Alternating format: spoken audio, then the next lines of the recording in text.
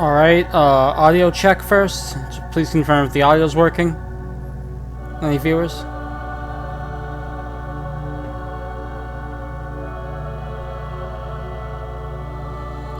Alright then.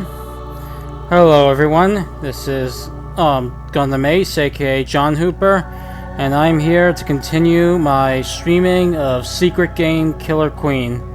Where we last left off, Soichi and Sakumi and Fumika had met with two other players, Hazuki and Nagisa, and had teamed up with them, but because of a trap they found and because of an attack by Goda, the group has split up into three, with Soichi and Sakumi all alone, and Fumika alone, and Hazuki and Nagisa alone, but fortunately, Sakumi has appeared to have finally gotten her head in the game and is now being proactive in helping Soichi out. Let's see. Also, this episode is probably the last time you can bet on. You can do a viewer stream bet on who you think will survive this route. Remember that the bet must be on every survivor you think will win, and you'll be given points accordingly at the end of the route if you get it right. 1 point for each correct survivor, a negative point for each incorrect survivor, and twice points if you get every survivor correct. So yes, it'll probably be the last episode where you'll have a chance to bet, for this route at least. And so yeah, with that said, I'd like to continue. And where we last left off, it was the beginning of the second day, so we'll go from there. Here we go.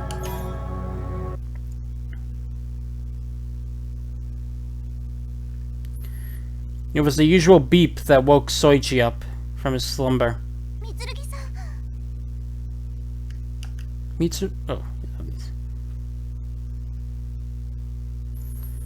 Sakumi, who'd been on watch, ran over to Soichi as soon as he sprung up. The only PDA that beeped was Soichi's, so Sakumi's was still in her pocket. Yeah. Soichi took out his beeping PDA. There was something flashing on the screen along with the alarm. Remaining survivors, 11. The part that was flashing was the survivor counter that had been installed onto his PDA yesterday. What? What's wrong? Sakumi leaned her face in closer. Normally, that kind of distance would make him embarrassed, but at this point in time, neither of them felt anything. Take a look at this, Sakumi. There's only 11 survivors left now. What?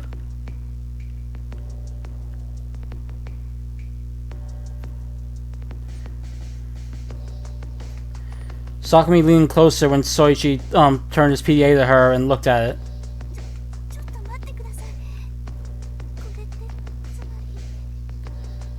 Hold on a minute.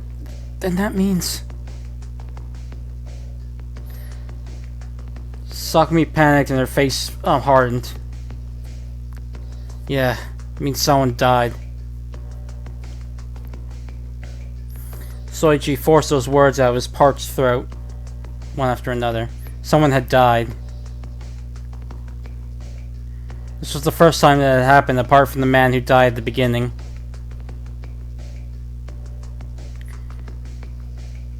And this was and it was most likely hardly to be the last.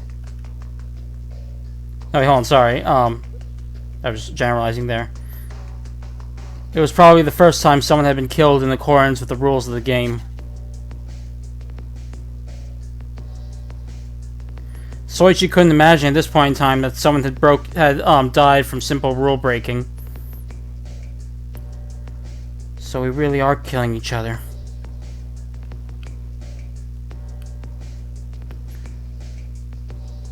Soichi couldn't help but think that after almost being killed by Goda yesterday.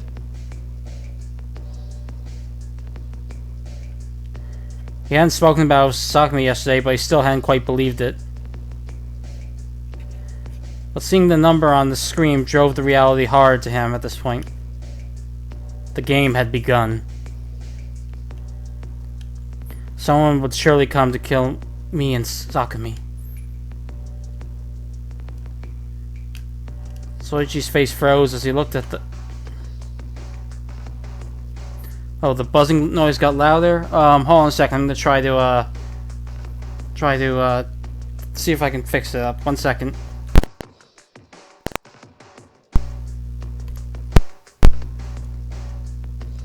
Alright, I tried adjusting it now. Please let me know if it's still going on.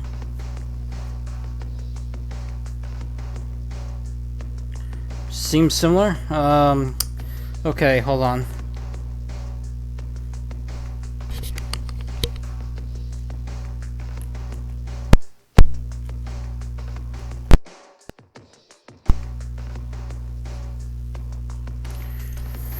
Any change now?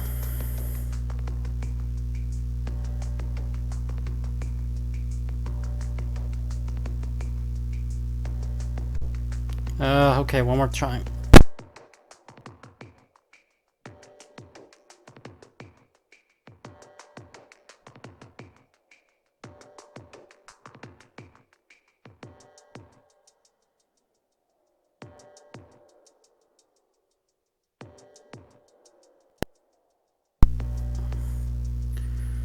Okay, how's it now? Any change?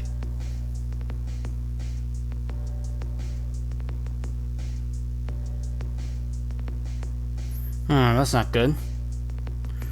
Let me see.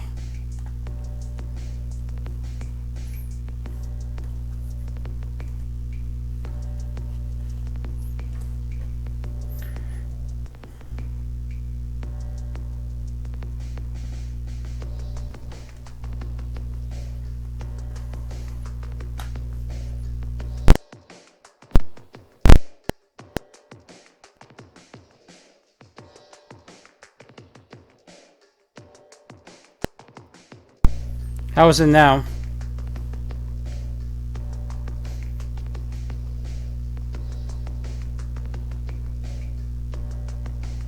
I don't know what could be causing it, honestly.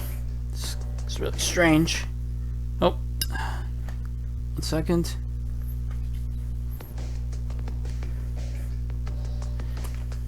Sorry, lost the image there for a second. Any change now?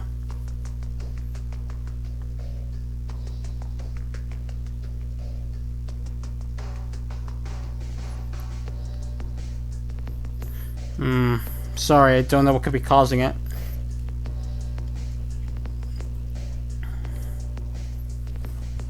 Try one more thing. Yeah, I'm just gonna leave it for now, sorry. So the audio might be a little buzzy this episode. I'm just gonna check something out.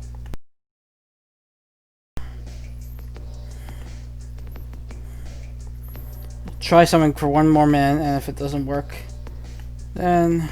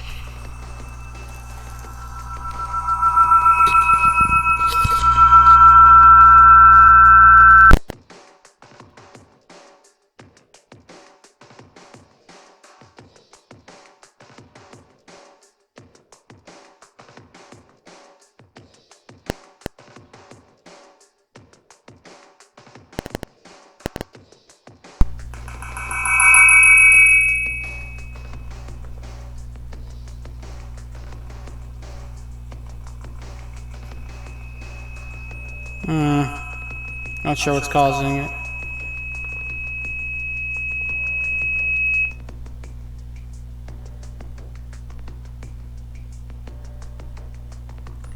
Hold on, how about now?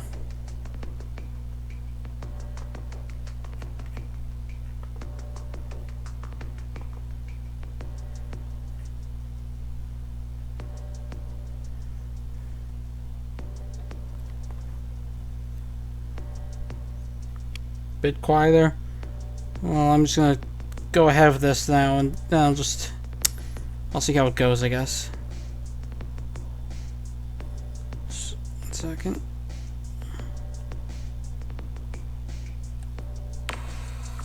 Bit quieter. Well, I'm just gonna go ahead with this now, and then I'll see how it goes, I guess. Just 1 second.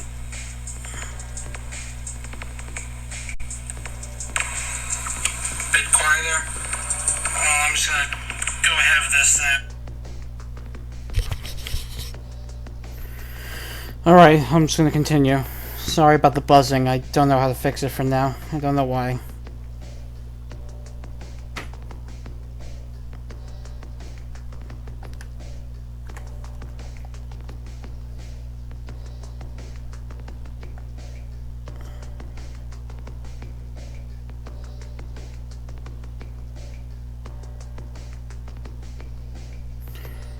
The kindly eyes, gentle smile, and peaceful look on her face was now overrun by fear and anxiety.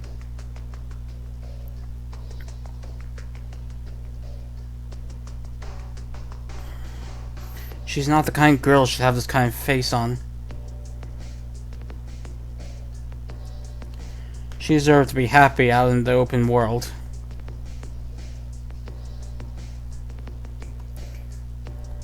No, she won't. I won't let her end up like her. Sakumi. Huh?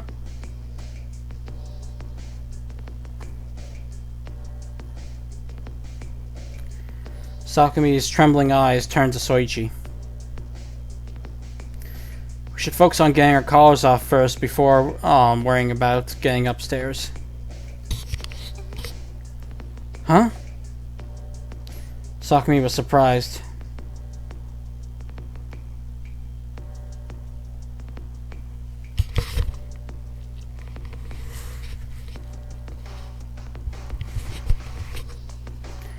I think I also figure out what's causing the buzzing noise right now, but unfortunately there's nothing I can really do about it for the time being, unfortunately.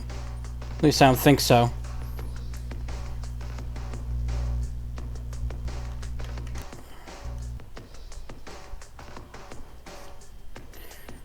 Anyway. Their first plan had been to go upstairs first and then find a way to remove the collars.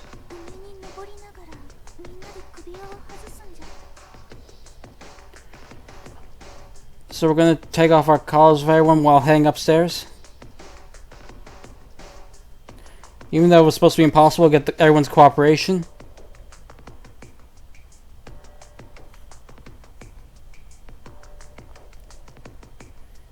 That'd be nice if we could. That'd be nice if we could meet up with everyone, but it's just us right now.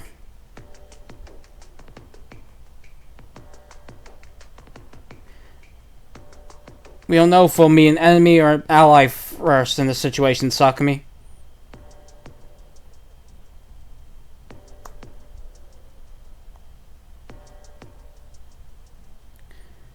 What Soichi was worried about was even if they went around looking for their allies, if they bumped into someone they couldn't entirely trust first. There had been 12 people yesterday, but now there were 11. Someone had killed another, there was no doubt about that. What would happen if they met that killer while they were moving around?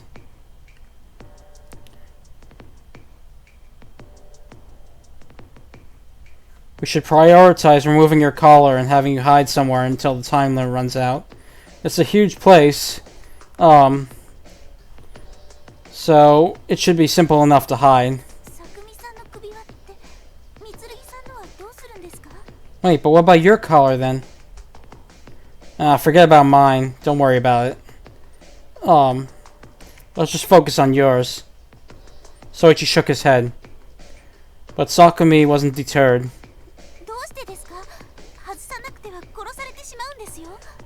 Why not? You'll die if you can't get it off, right? Sakumi, it's impossible to get my collar off. Impossible? We won't know that until we try.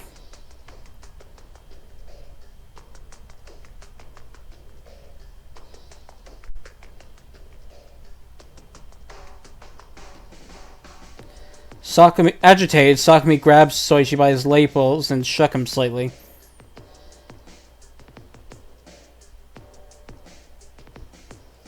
She was unusually strong for someone who had been so passive up to this point.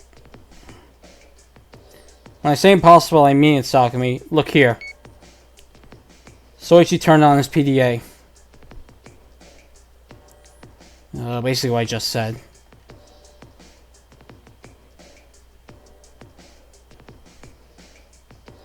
So when he pressed the button, it went off. It changed from the main menu to the standby screen.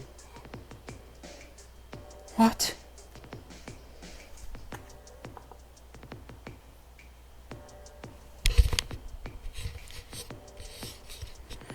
Sakumi's face froze when she saw the screen. What she saw in front of her was the Ace of Spades. I won't kill anyone, so that's why it's impossible for me to remove my collar. He would have to kill the owner of the Queen PDA in order to remove his collar. But Soichi wouldn't kill anyone. There was a reason he couldn't. In other words, there had been no way to remove Soichi's collar from the start. Understand now, Sakumi? Forget about me. Let's just get your collar off and then have you hide somewhere. Sakumi didn't say anything.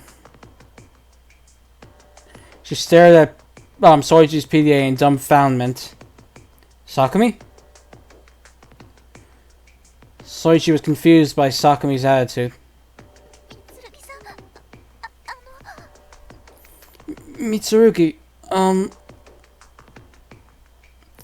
Sakumi desperately tried to say something, but she was so shooken up that she couldn't speak. It's alright, Sakumi, just forget about me. That was how Sakumi chose to interpret that was how Soichi chose to interpret Sakumi's surprise.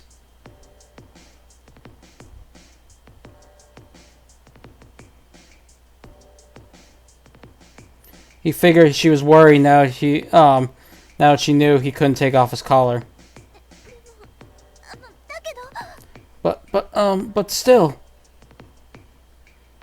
There's nothing to be done. I won't kill anyone. I don't know who has what PDA anyway.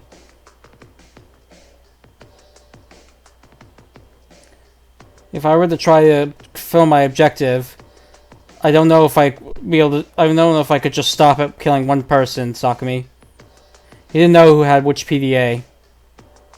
And obviously, he wouldn't get any answers by asking in this situation. Especially not from the owner of the Queen.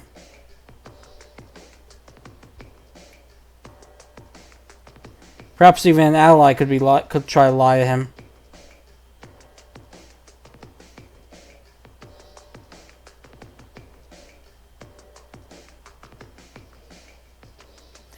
In the end, the only way he'd know for sure what PDA they had was by killing them and checking for himself. In other words, the search for the owner of the Queen meant killing everyone he came across until he found the owner.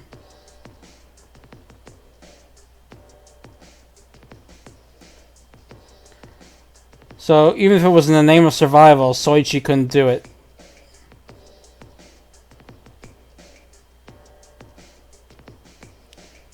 He went against his principles, and he has his own personal reasons for it too. So just forget about me, Sakumi. Let's remove your collar. Oh, but, So, what PDA do you have, Sakumi? Soichi took out his, notepad containing the rules from his backpack, from his sports bag.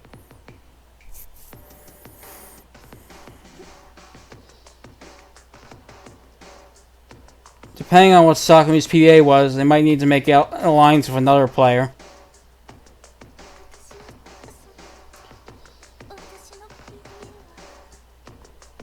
My PDA is... Sakumi looked away from Soichi.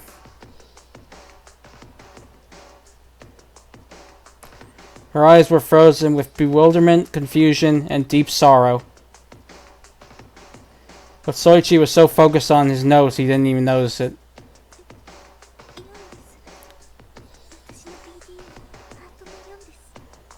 It's the 4.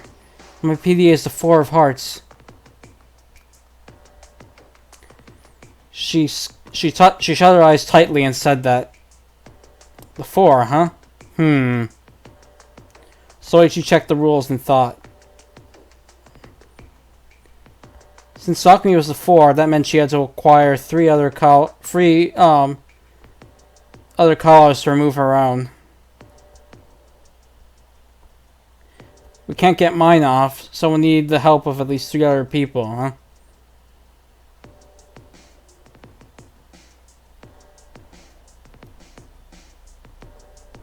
They team up with them, help them get off their collars, and then give their removed collars to Sakumi once they were done. Which meant... Sakumi, I know I said we should focus on removing our collars over meeting up with the others. But I think we really should it looks like we really should prioritize regrouping with Hazuki and the others. We can trust them. I'm sure they'll give their collars to you once they get them off. Sakumi, are you listening?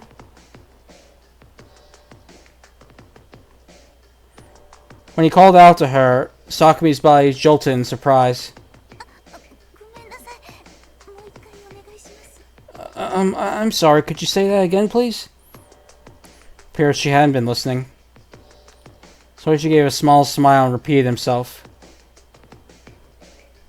Look, what I'm saying is that we need to focus on meeting up with Hazuki and the others. Unfortunately, it looks like it's impossible to remove your collar first. Yes, you're right. I agree with that. Sakumi, are you okay? Soichi was a little worried. She'd been acting strange for a while. I'm alright. Please don't worry about me so much.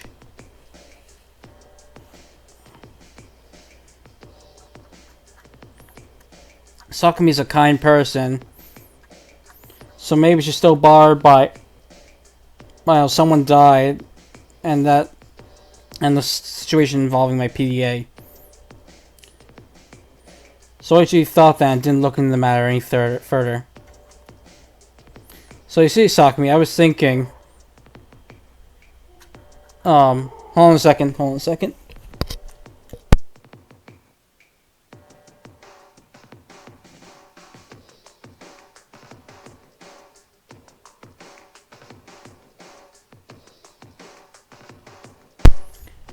Okay, we're back. Alright, let's continue. So you see, Sakumi, I was saying that we should wait on the upper floors for everyone else. The upper floors? Sakumi asked for confirmation. Soichi felt a little relieved to see that she was regaining some of her usual sense of mind.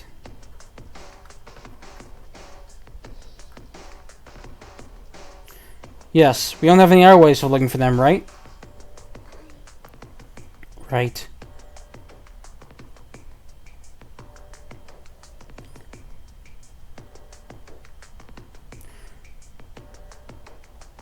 The reason Soichi suggested removing Sakumi's collar and having her hide was because the building was big.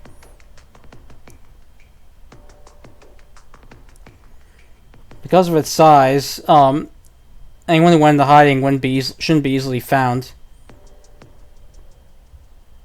But on the other hand, that also meant it made it much harder for them to find their allies. So let's hurry up on getting upstairs as quickly as possible and keep an eye on this. So I think we should focus on getting upstairs as soon as possible and keeping an eye on the stairwells.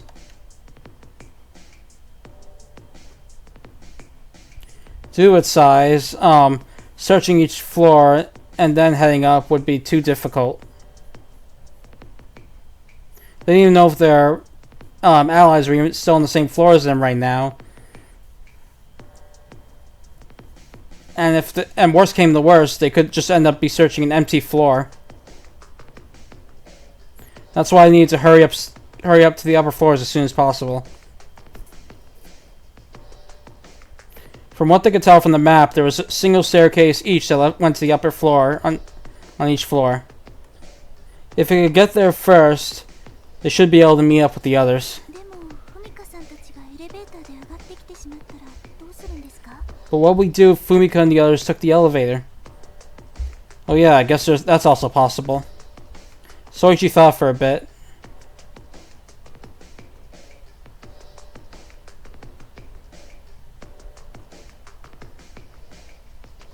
Hold on a second.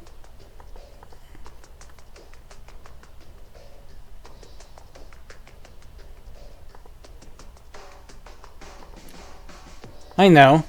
Since we're going to have to pass by the elevator in order to sorry. I know. Since we're going to have to pass the elevator anyway on our way to the stairwell, why don't we just stop the elevator then? Soichi winked at Sakumi.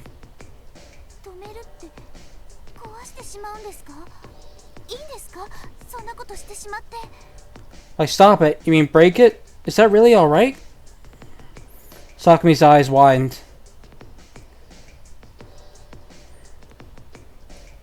It's a bit high-handed, but if we do that, then there won't be any problems. Or what? Are you suggesting we split into two groups and have one of us watch over the elevator all by themselves?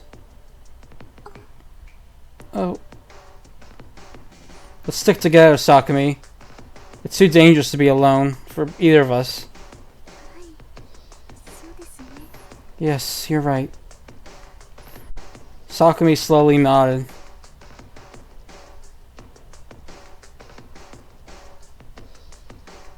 But an elevator prank, huh? I wonder how many years it's been since I did something like that.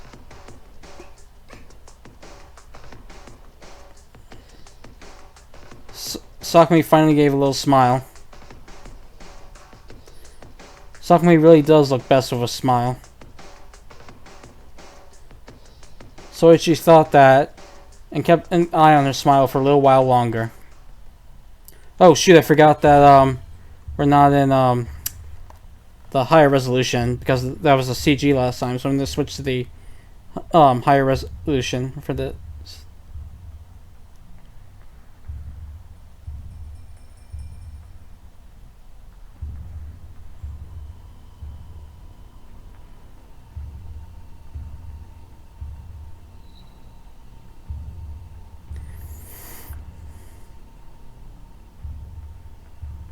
At first, Nagasawa had been walking to get from the second floor to the third floor, but now we'd switch over to a different goal.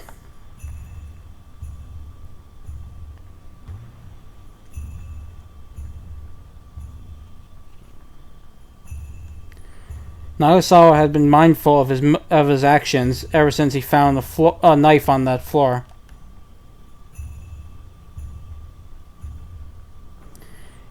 If he himself had found one of those, that meant he also had to consider the possibility that others had found similar weapons. Nagasawa had spotted a blood stain in the hallway just a little while ago. That meant someone had been injured. The blood stain continued in the trail down the hallway after that. So Nagasawa was following it now. After walking for a while, Nagasawa found a crossbow arrow by the wall of the hallway.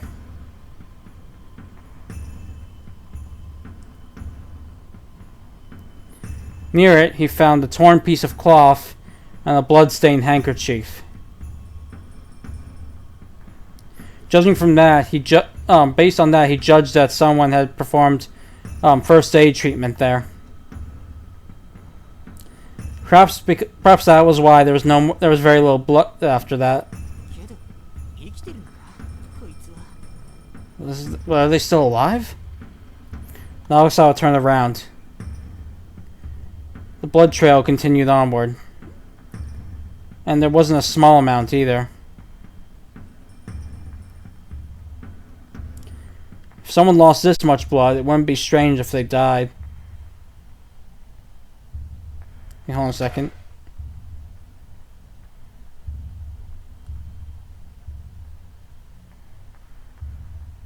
Oh, never mind. Okay.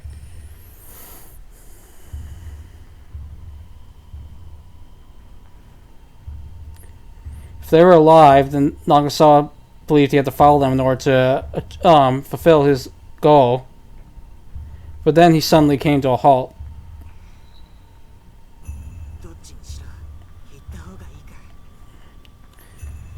Either way, it'd be best to go, huh?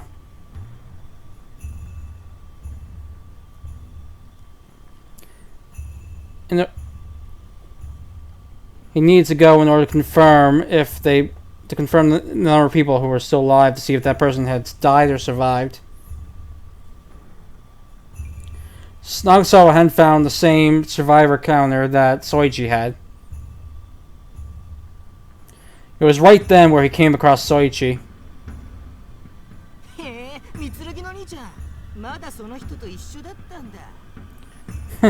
If it isn't Mitsurugi, you're still with that girl? Nagasawa! When Soichi and Sakumi turned the corner, they found Nagasawa investigating something on the floor.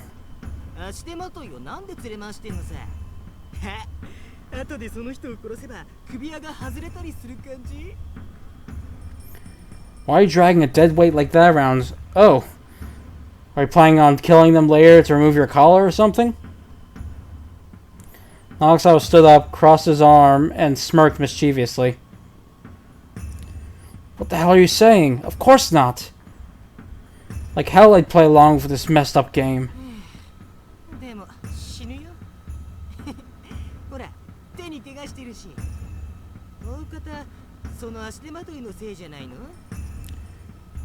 But you'll die, right? Look, your arm's injured. If I had to guess, it was that deadweight's fault, wasn't it?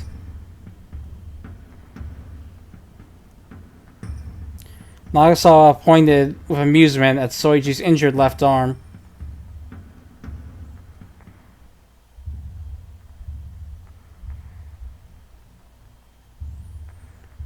He'd seen right through Soichi.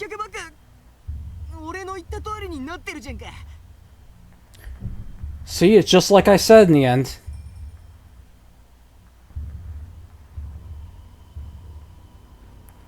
Soichi recalled that Nagasawa had said the same thing when they separated earlier.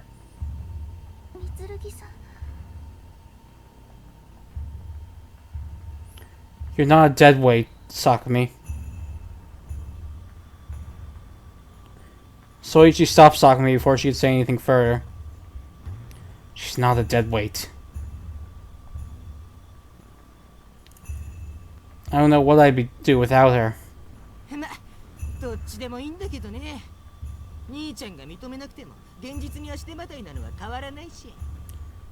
Well, whatever.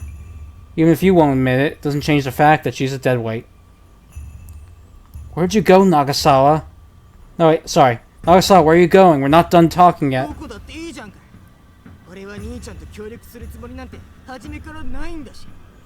Who cares where I go? I never intended to team up with you anyway. Nagasawa walked away, slowly but surely.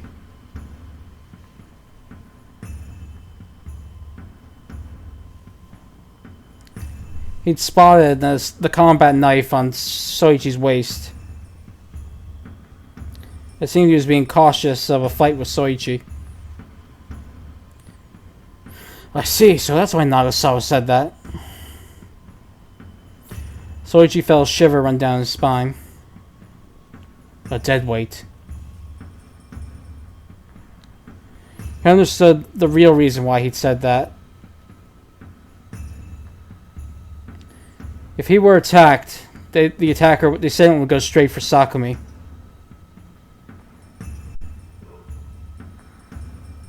Oh, hold on a second.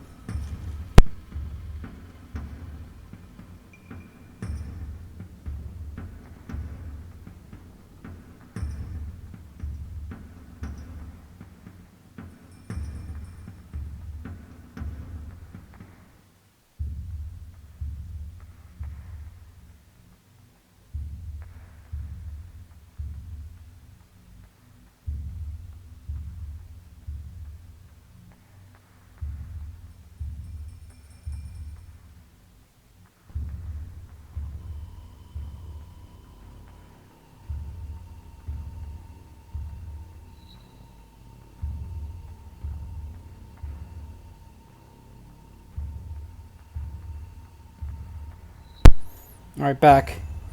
He was indirectly implying that he would attack Sakumi if they were to fight. If both of them drew their weapons, then it would be the short-statured Nagasawa who would be at a disadvantage. He admitted he had no intention of teaming up, meaning that he was all up for this game and fighting.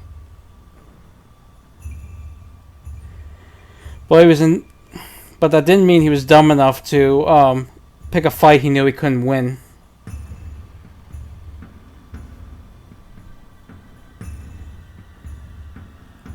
So that's why he chosen to warn Soichi instead. That he'd kill the Deadweight if they were to fight right now.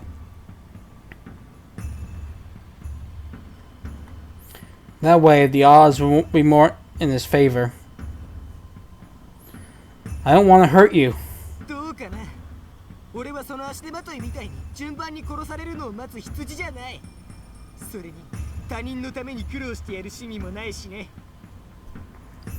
Who knows? Maybe I'm just a sheep waiting for the slaughter like that Deadweight of yours. Besides, I've got no interest in helping out others. Nagasawa smirked as he backed off. There was already a considerable amount of distance between him and Soichi's group. All Soichi could do was watch him move away. If he chased after him, Nagasawa might attack Sakumi. Perhaps he was just bluffing, but the possibility was still there.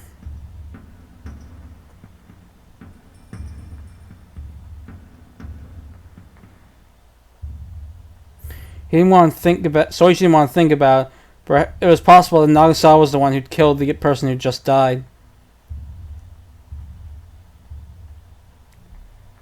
And even if Soichi managed to catch him, what would he do after that? If he tied him up and left him here, Nagasawa would just die.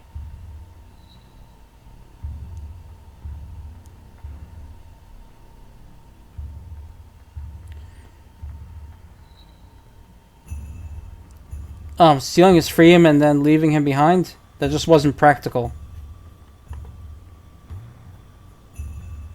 No, wait, hold on. Sorry, I meant take away his freedom and force him around. That wouldn't be feasible.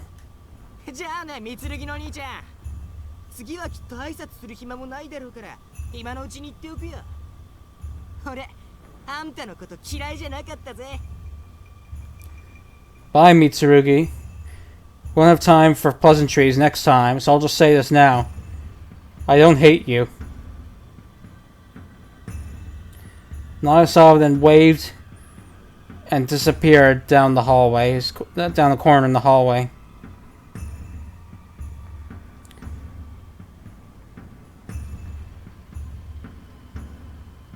In the end, he never treated Sakumi as a person.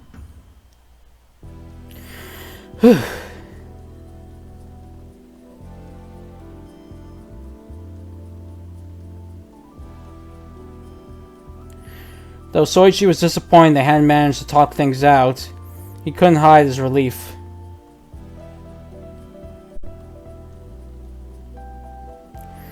Doesn't look like there's as many trustworthy people as Sakumi around. Soichi had to acknowledge that. The situation was bad. Nothing good had happened to them. The situation was getting worse all the time.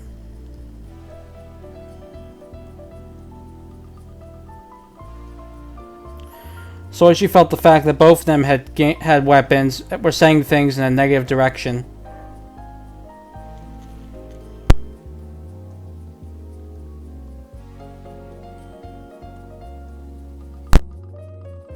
If neither of them had knives, then they would have been able to talk things out more.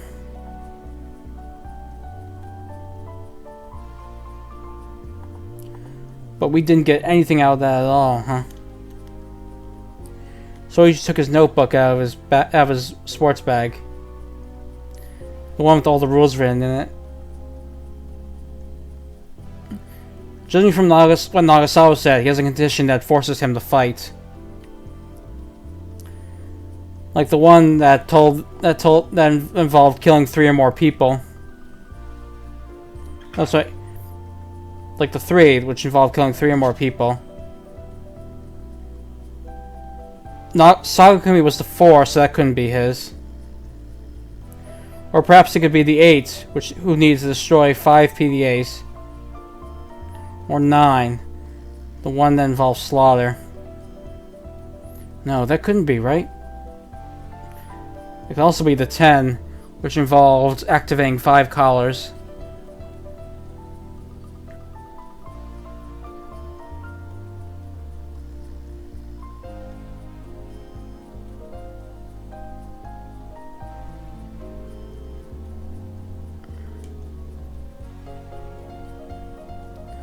Rather than making someone activate theirs on his own, it'd be more successful. It'd be easier to fight them, capture them, and then force their collar to activate.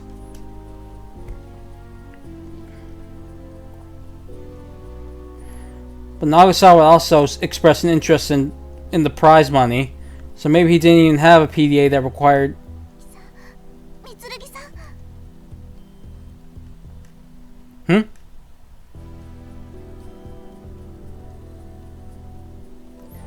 Sakumi grabbed Soichi's arm and swung him as he was thinking. What's wrong, Sakumi?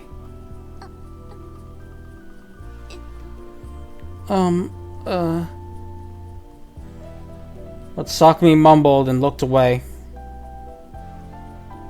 She didn't glance at Soichi from the side.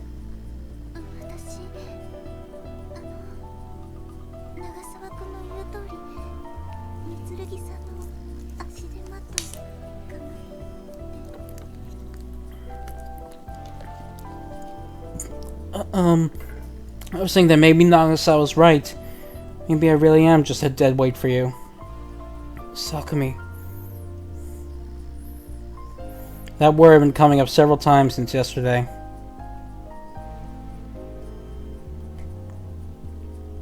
Sakumi wondered if she could be of any use if she wasn't being a burden.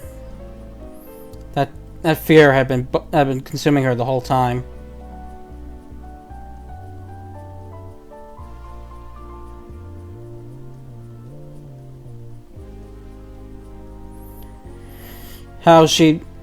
Whether she could be of any use to Soichi about her anxiety of being protected and not doing anything in return, and exposing Soichi to danger each time. She was concerned that she wasn't being of any use to Soichi as a comrade.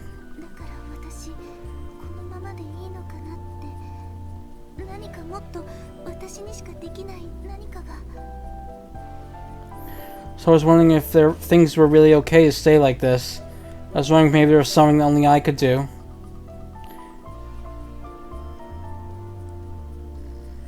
It's alright, Sakumi. Just like I said yesterday, just being there is good enough. But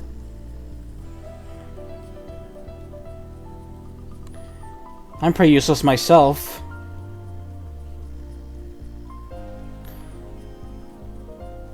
I'm a guy, so it's true that I do have some stamina to spare. So I might be useful on that front.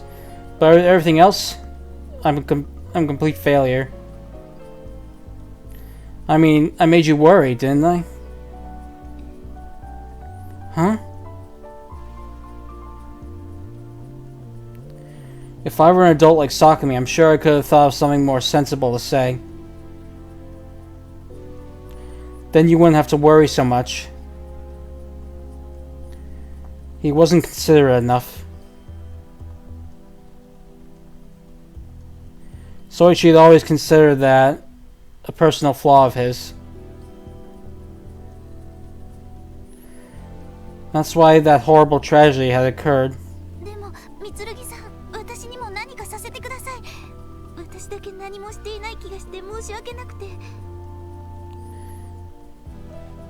But Mitsurugi, please let me do something. I hate being the only one not doing anything. You're not doing nothing.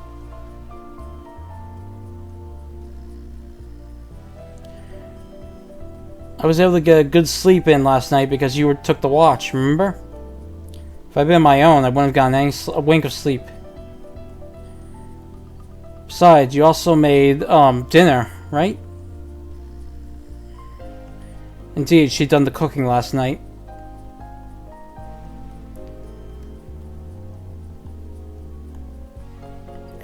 It had only been canned food, but it was still better than anything Soichi could have made on his own.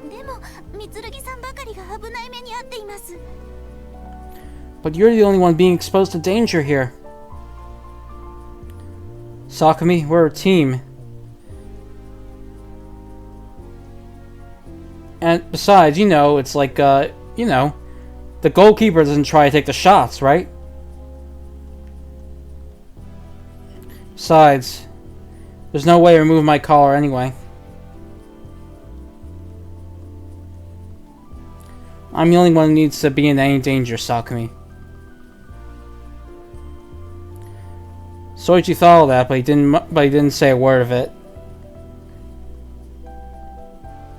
Say, Sakumi? Soichi gave Sakumi a smile. Sakumi stared at Soichi's smile.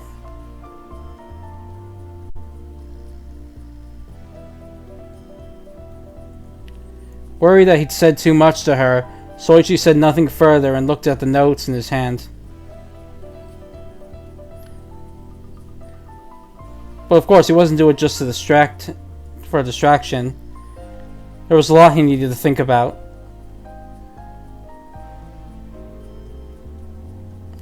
Sakumi stared at Soichi for a while.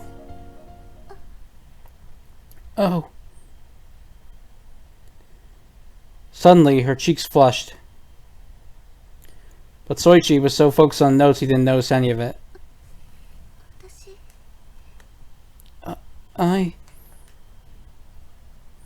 Sakumi finally realized it.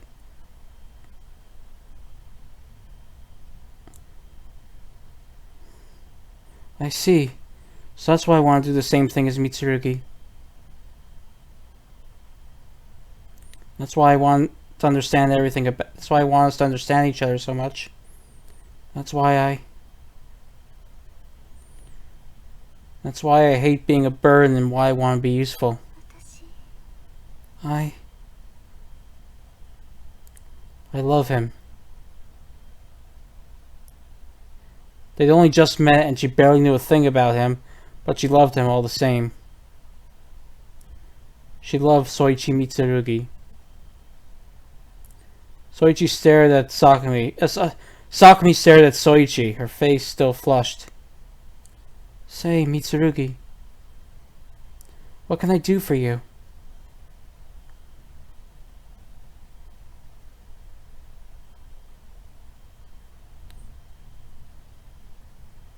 Oh, sorry. In the end, Sakumi didn't want to be useful to Soichi. She wanted to be needed by Soichi. I'm just going to create a quick save here. And I'll take a second for a drink break. 1 second.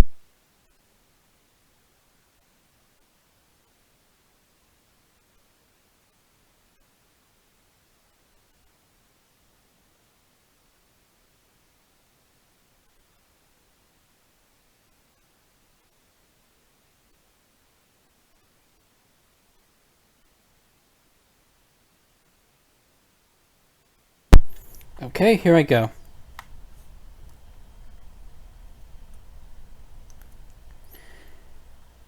When the stairwell hall came into view, both Soichi and Sakumi's PDAs beeped. What is it? Soichi and Sakumi took out their PDAs and looked at the screen. They found the following message there. 24 hours have passed since the start of the game. From this point onward, each of the floors will start becoming... Sorry, hold on. From this point onward, every floor in this building, starting from the first onward, will become forbidden areas at fixed intervals.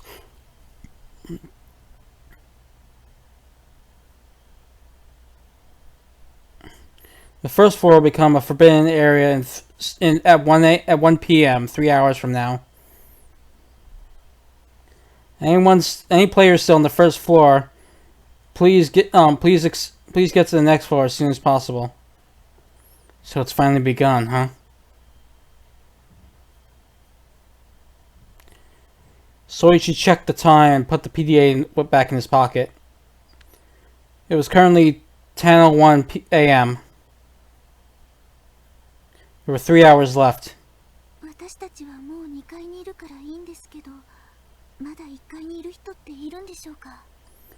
We're both fine since we're on the second floor right now, but I wonder if there's anyone still on the first floor. If there's someone out there who doesn't know the rules yet, then it's possible. Right as of now, Soichi and Sakumi had met 7 other people. There was Goda, Reika, Nagasawa, Fumika, Tezuka, and Hagazuki and Nagisa. That made 9 of them who knew all the rules. Excluding the man who died at the start, there were 3 others who didn't know all the rules.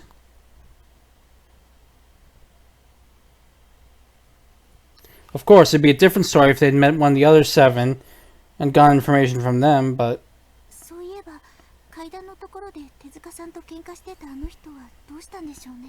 Come to think of it, I wonder what happened to that man who fought with Tezuka at the stairwell.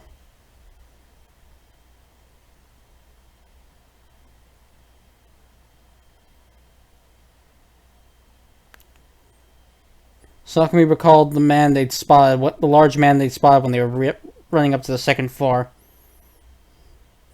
Oh yeah, now you mention it.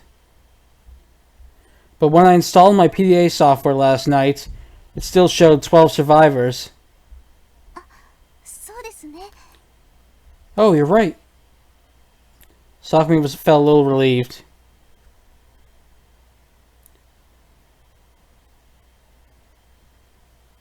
Soichi was a bit happy to see her worrying about someone she barely even knew.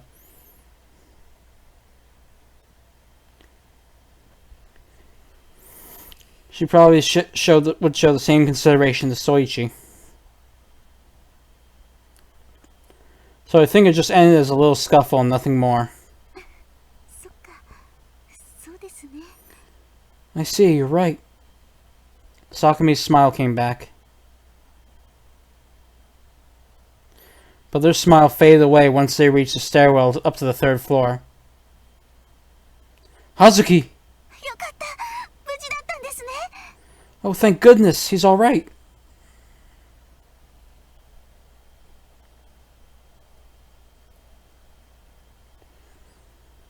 Once Soichi and Sakumi entered the hallway,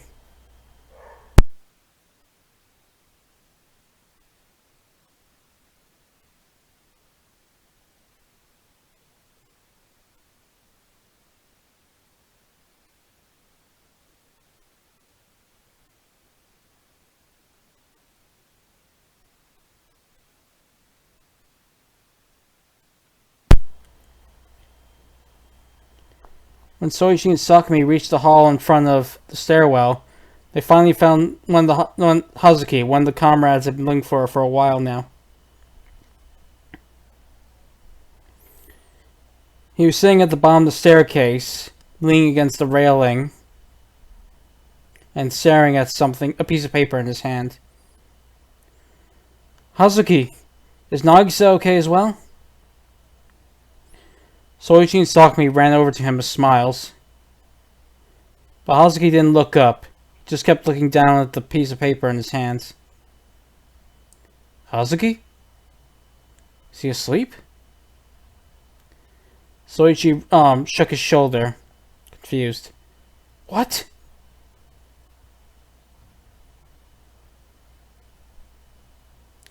The sense of resistance Soichi felt when he shook him was completely different from anything he felt up to this point.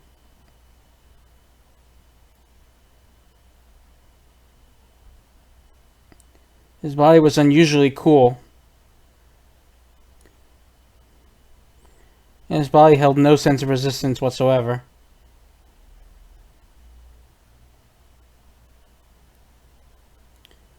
Yet his body was stiff, and his whole body shook when Soichi rustled him.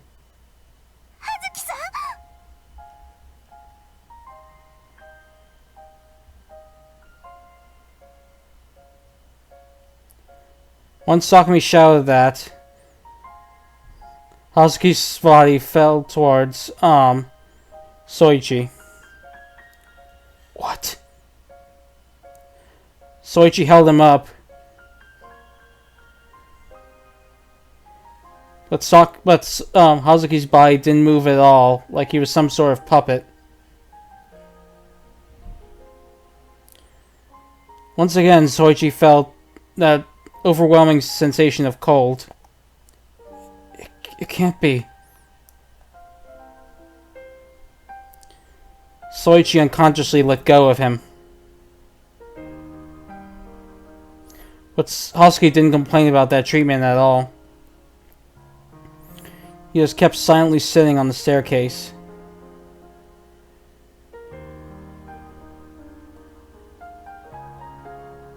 He then fell to his side, revealing something that neither Soichi nor Sakumi had seen up to this point.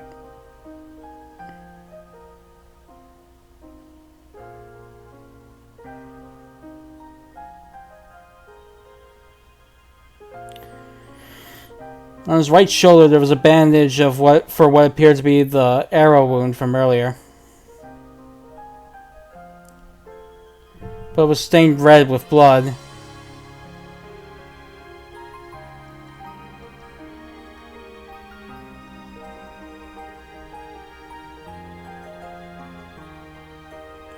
That blood spread on the right side of his back, hip, and even his pants. That wasn't all. It was also a crimson pool was also spraying across the stairs. Hazuki? Soichi reached out for the man's mouth.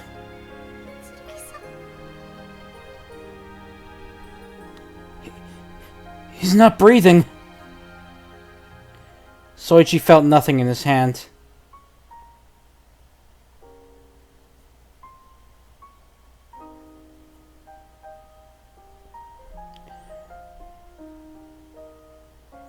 He felt no inhaling or exhaling, and then there was his body temperature at that.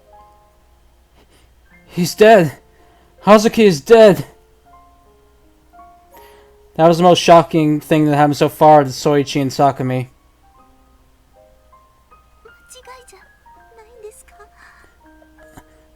Are you sure about that? Sakumi took Soichi's arm as she said that. She unconsciously wrapped her arms around him. I'm sure of it.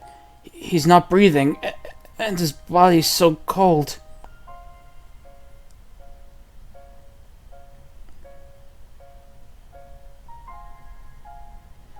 Soichi placed his free hand on top of Sakumi's.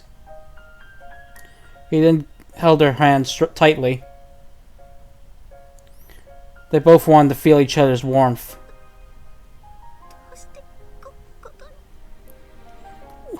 Why did this happen? I think he couldn't stop bleeding. Soichi pointed at Hazuki's back. His, hold on a second. His shirt was sticky with blood. And then his pants were too.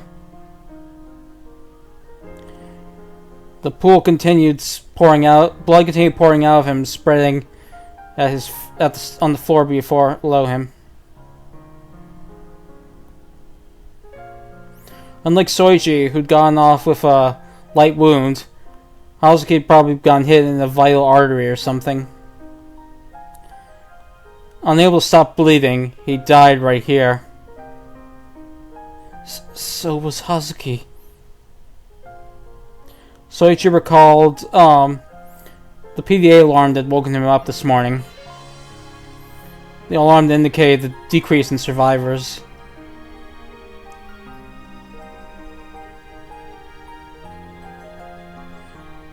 Though he'd seen it, he couldn't have imagined that it had been from one of his own comrades. Since he'd managed to get away from Goda safely, he'd assumed he was okay. But this was the reality. Hazuki had managed to escape from Goda, but in the end Goda had killed him. Hazuki. It must have hurt. He must have suffered. And how lonely must he have been to die in a place like this? What had he been waiting for? No, wait, sorry. Misread that, sorry. What was he holding?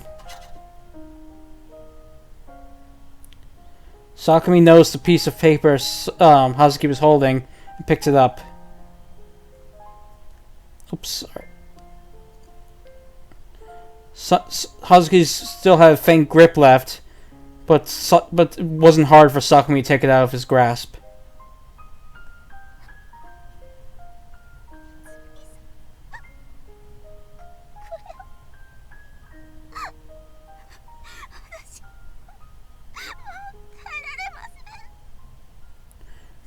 Mitsurugi, I can't take any more of this.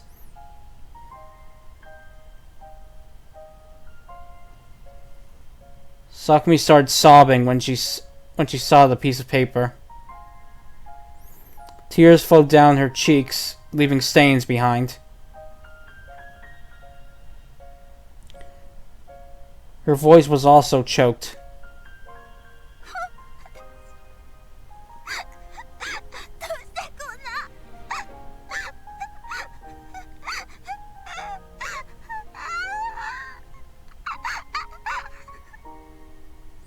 I can't take any more of this.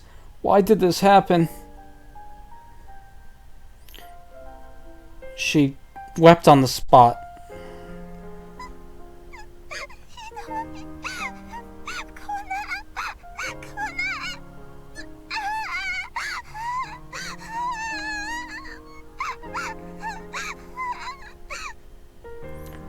This is too cruel.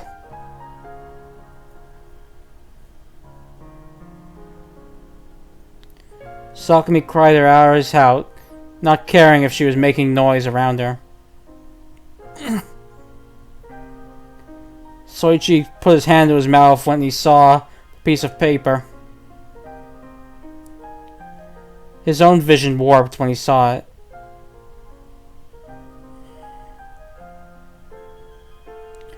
It was harsh enough to make even Soichi want to start crying right then and there. Hazuki.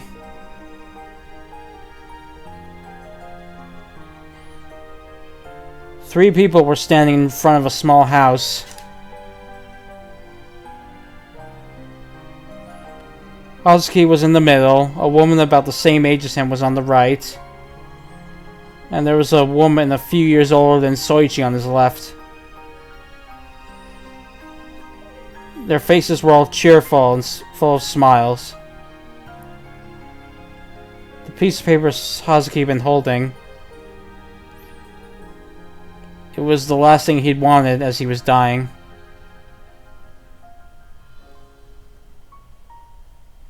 It was his family.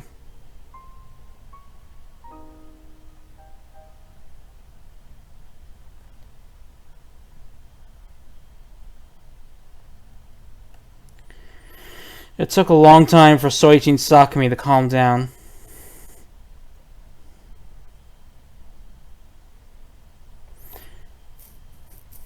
The silver lining was that no enemies had come to them this time. Sakumi.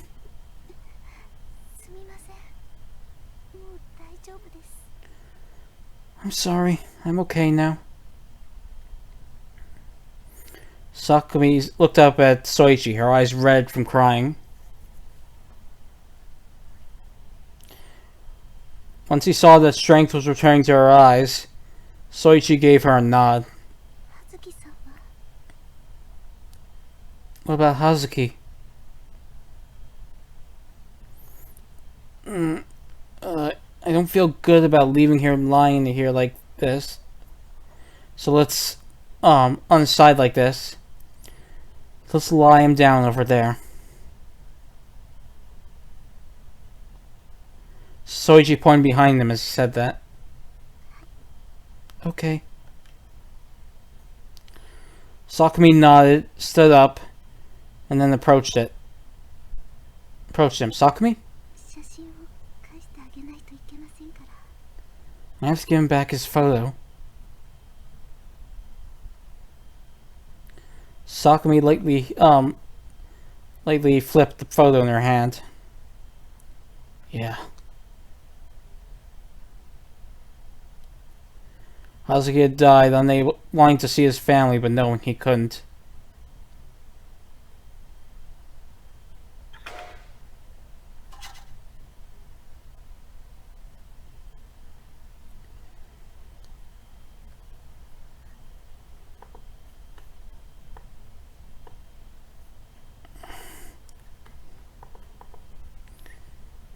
It would have been in poor taste to take even that photo away from him. Soichi nodded back to Sakumi and followed her up to Hazuki.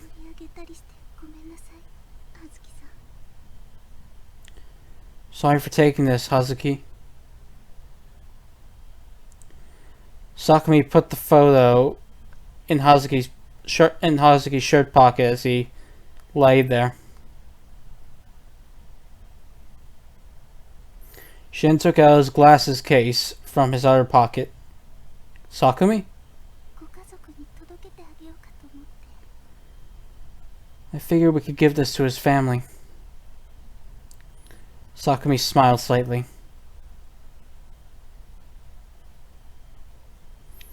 It was a pained smile enough to make one sad.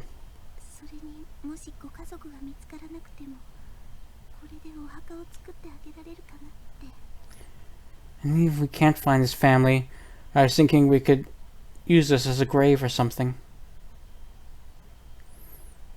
Sakumi wrapped the glasses case in a handkerchief and put it in her school bag. Sakumi. Soichi felt something as he watched Sakumi. A sense of relief that he was with her.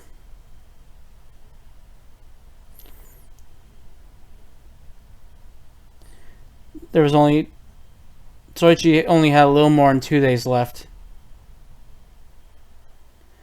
Inescapable death was waiting for him at the end of it.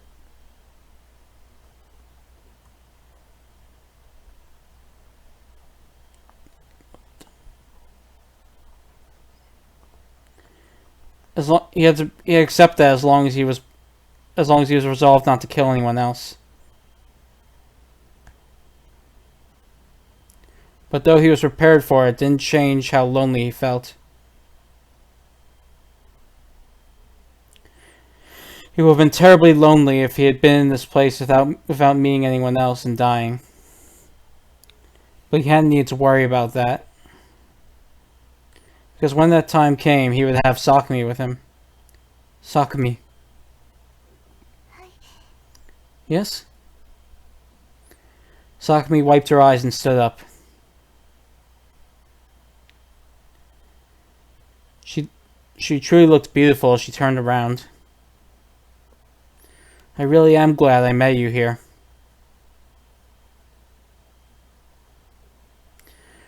Sakumi started crying again when Soichi said that. Okay, gonna make a save here. Take another quick water break.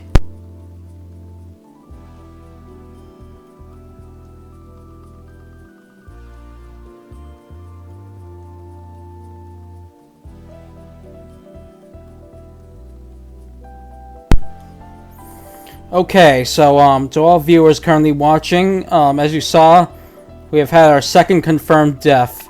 This means that this is the last point where I will allow any betting from you viewers who want to bet on survivors for this route.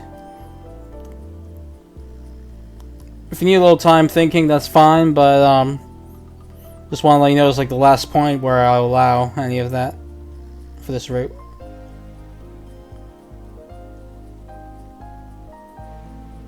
Yeah, feel free to bet if you want. Just to review one more time, even though I said this earlier, you're betting on everyone you think will survive the route. You will get 1 point for every correct guess, lose a point for every incorrect guess, and you will get double points if you guess everyone correctly.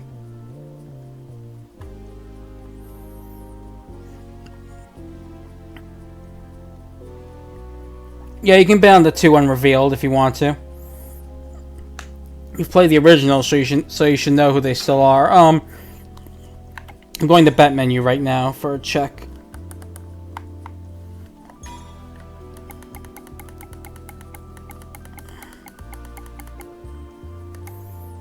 Yep, there are still 2 left we haven't met yet.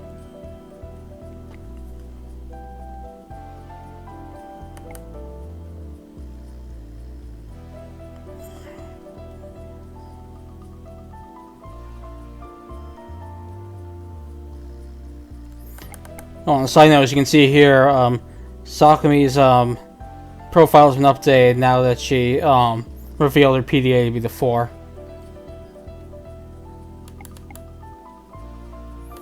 And all the odds have changed slightly.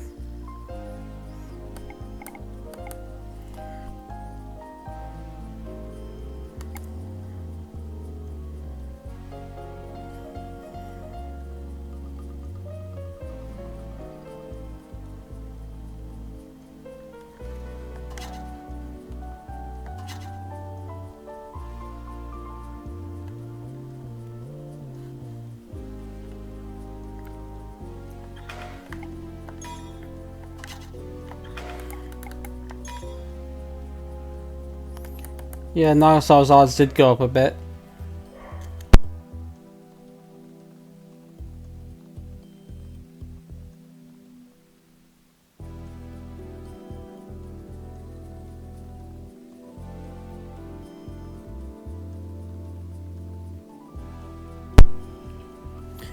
Want me to keep reading while you're thinking, or should I just wait?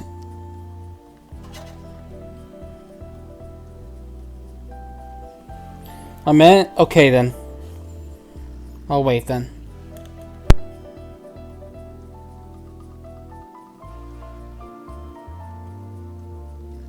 Be right back.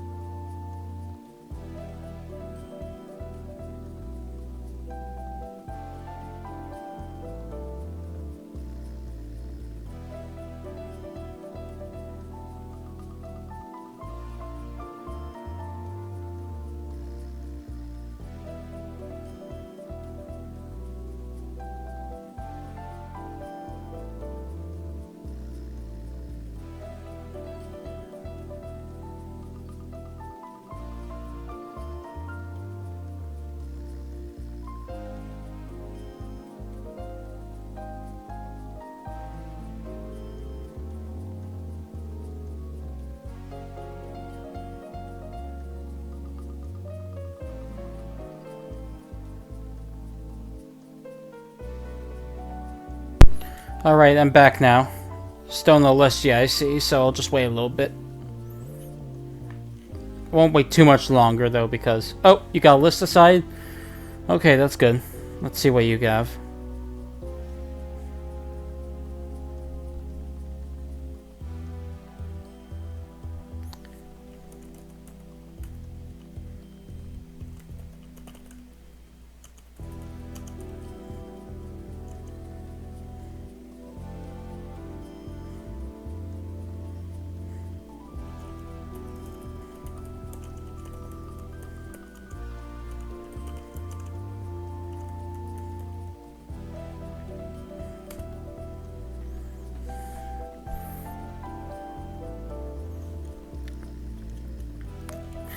Okay, your bed has been made. We'll use that then. Alright, I'm continuing now. In the end, Soichi and Sakumi didn't take Hazuki's collar.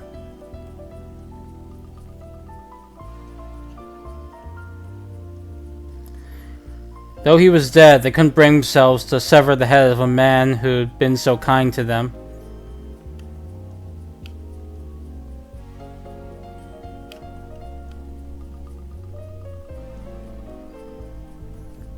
If Tezuka and Nagasawa had been around, they probably would have laughed at him and called him naive for considering that despite the circumstances. But they couldn't do that.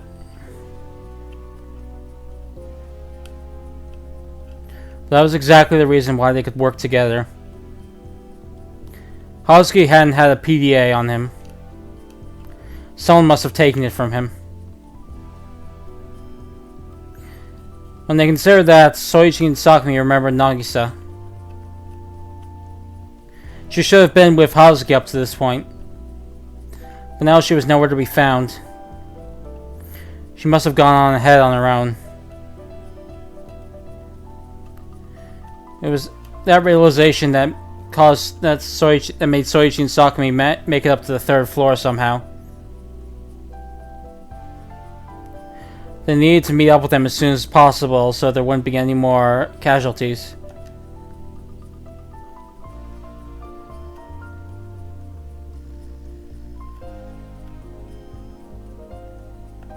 Oops. Hold on a second. That thought kept them standing. You think Nagisa's okay? I think so. She was probably the one who treated Hazuki, so I think she's probably fine.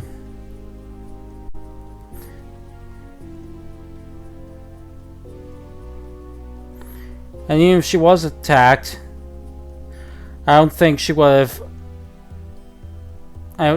taken Hazuki and run. So she probably wasn't attacked. You're probably right.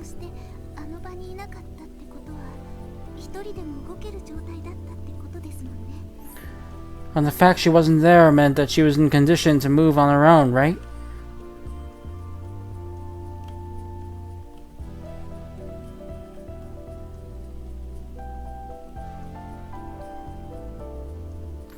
Sakumi, whose face had been clouding in concern over Nagisa, was relieved by Soichi's words. But we better be on the quick side here. Because Nagisa might still be nearby, right? No, it's the other way around. Soichi shook his head. What do you mean? Remember when the alarm rang, Sakumi? I think that should have told us. Sorry, hold on a second. I think that was the time when Hazuki died. Oh. Sakumi's face hardened a bit when Hazuki's name came up.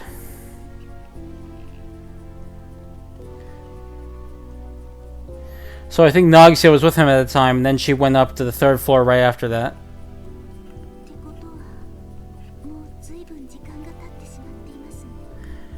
Which means it's already been a while since then, right? That's right. So I think we have to hurry if we want to catch up with her. なるほど。確かにそうですね。 I see, you do have a point. Sakumi nodded.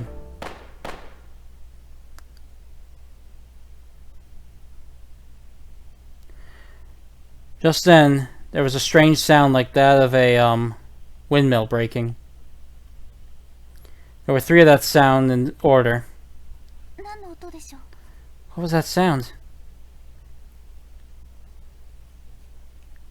Good question. I mean, there's not construction going on or anything, right?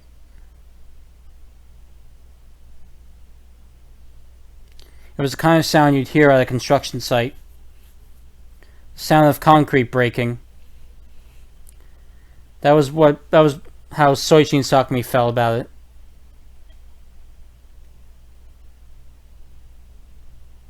It was actually a different sound altogether, but neither of them had heard it before.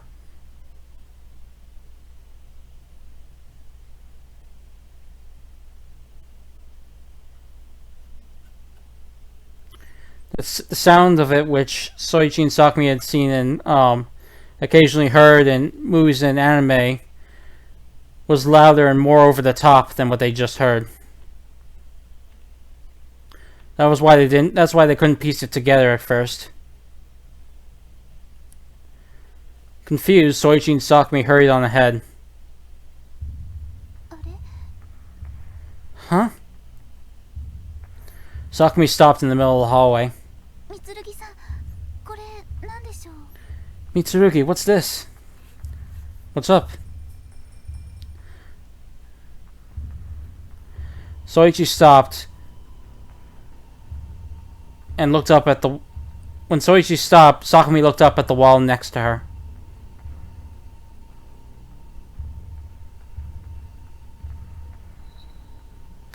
She was looking at the area right between the wall and the ceiling.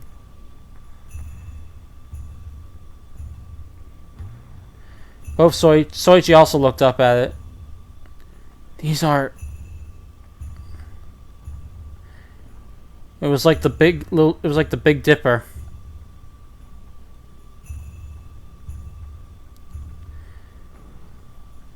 Though it was dusty, the wall was made of smooth concrete. There were 7 1-centimeter holes in there.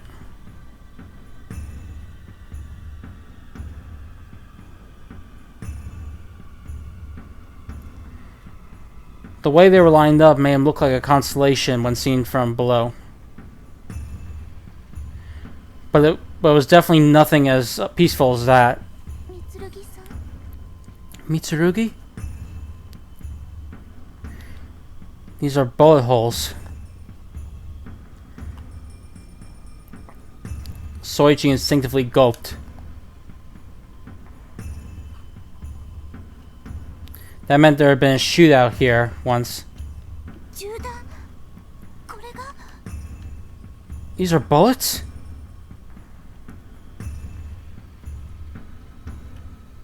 Sakumi looked from Soichi back up to the holes in the wall. I've only seen them in movies before, but I'm pretty sure I'm right about this.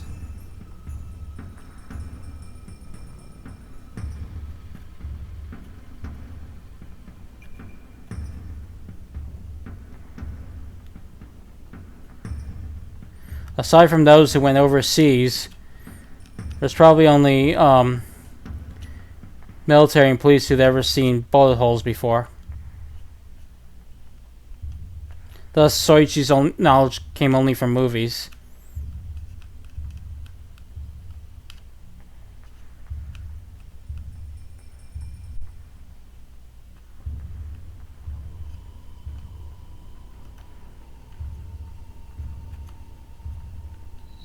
But they weren't all that different from how they looked in the movies.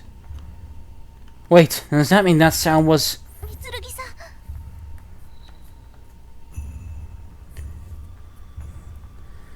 Sakumi looked to Soichi with a serious face. It seemed she'd come to the same realization as him. Yeah. Soichi nodded with a grim face. I was right.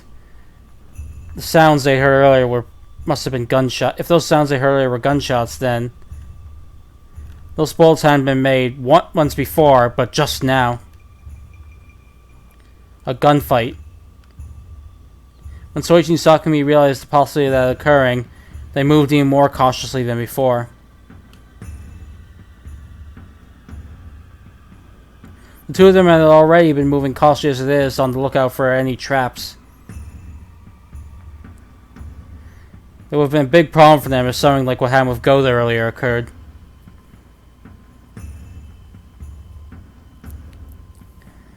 Like if they got split up by a trap and then attacked. In this current situation, that would be a fatal. That would likely end in a fatal result.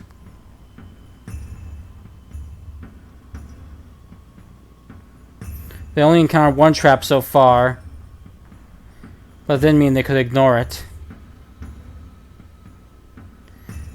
On top of that, they needed to worry about a gun now.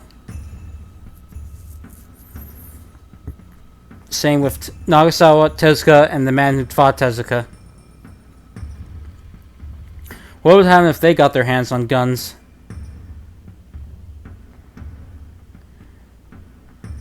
And then there was the loud sounds they heard before. Someone had already gotten their hands on a gun and pulled the trigger. That was a fact.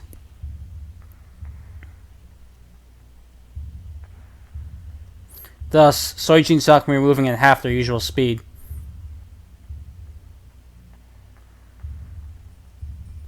They were hurrying as fast as they could, but there was nothing they could do about that.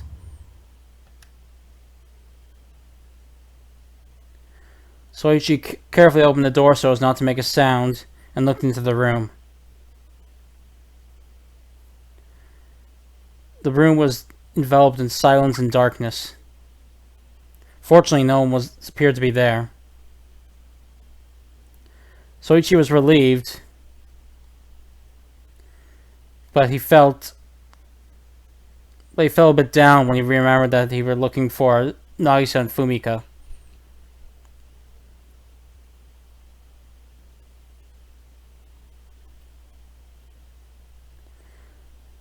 The worse the situation got, the more he feared of meeting up with others.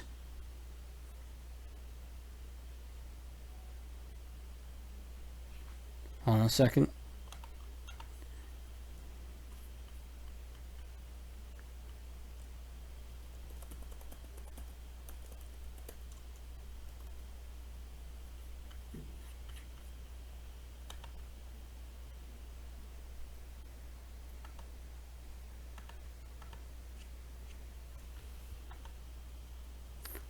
Unless they were careful, Nagisa or Fumika could get hurt at a spur of the moment. Get a grip, Soichi. Soichi scolded himself and turned around. Sakumi was standing there, just as worried as him. It looks okay, Sakumi. I see. Sakumi shows just as much relief as him. Her mind was in a similar state as Soichi's right now. They gave each other smiles and went into the room.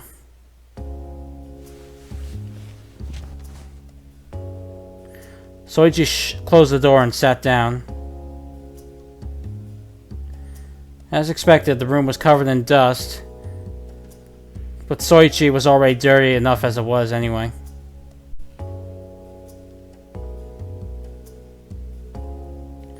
He no longer cared about getting a little dirty. Sakumi walked around the room and tapped a relatively clean box and sat on top of it.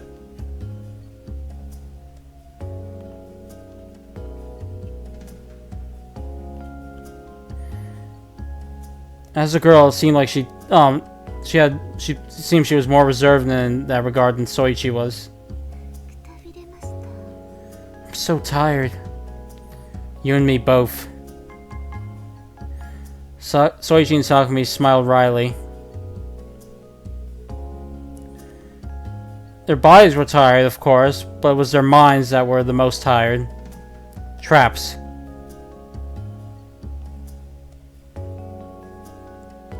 Though there were few of them,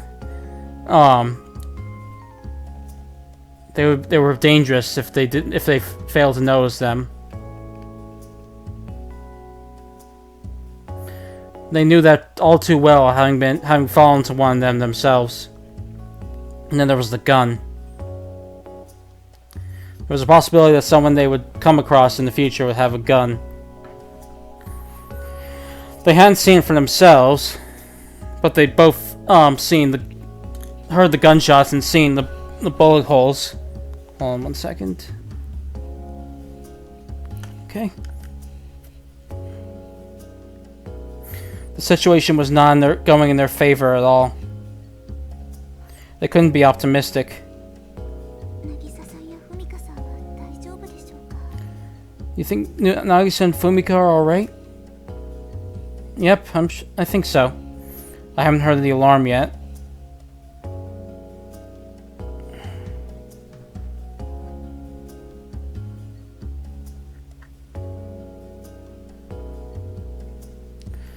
Soichi had considered the software installed in his PDA that with the survivor counter a most unpleasant function.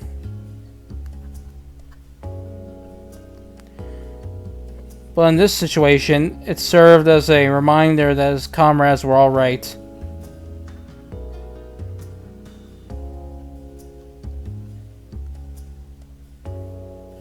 So long as the counter didn't decrease, then his allies were most likely all right, even if they were in a bit of danger.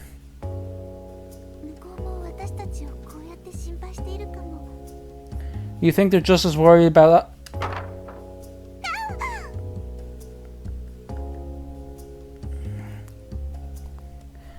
Sakumi smiled a bit, but at that very moment, her body shook as there was a wooden crack resounded. Are you alright, Sakumi?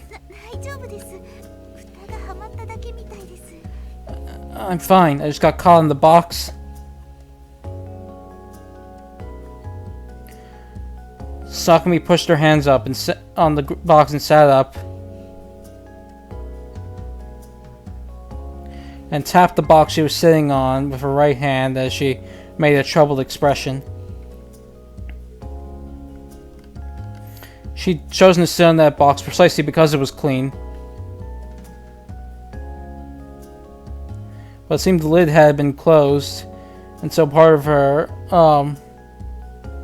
had gotten caught on it. The lid had made a large noise, shaking her body. You scared me there.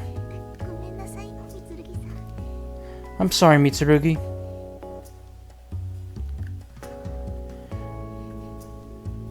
Sakumi uncharacteristically stuck out her tongue and smiled. She probably found her own situation funny.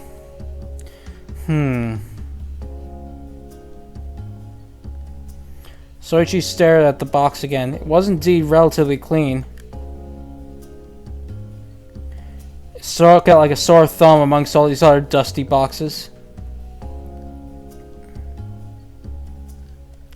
He wasn't Sakumi, but perhaps it wouldn't be a bad place to sit after all. But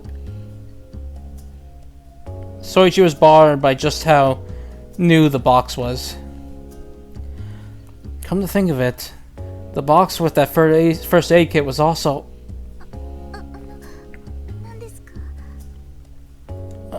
what is it?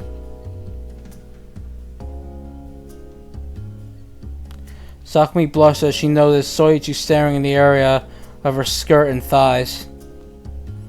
Oh, sorry. Sorry, Sakumi, but could you move a little bit? I think there might be something in that box. Oh. Sakumi's face grew even redder. Okay.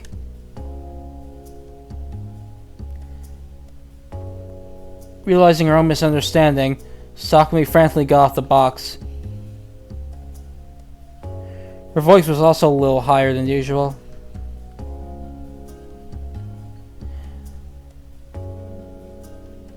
Sakumi had been sure that Soichi had been giving him had been staring at her instead. Sakumi? It's nothing.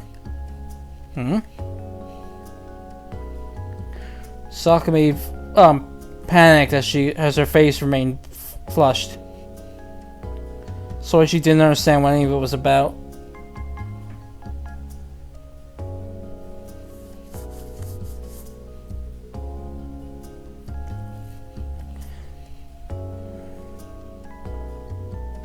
The peaceful atmosphere that was engulfing the two was quickly blown away when they saw what was inside the box. It's not a toy, is it? I wish it was.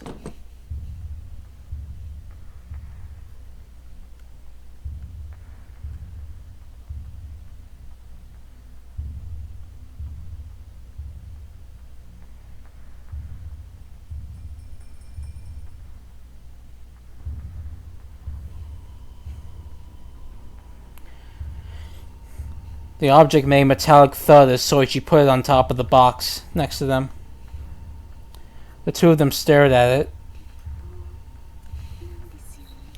This is a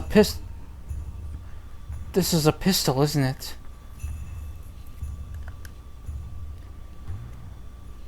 Sakumi gulped.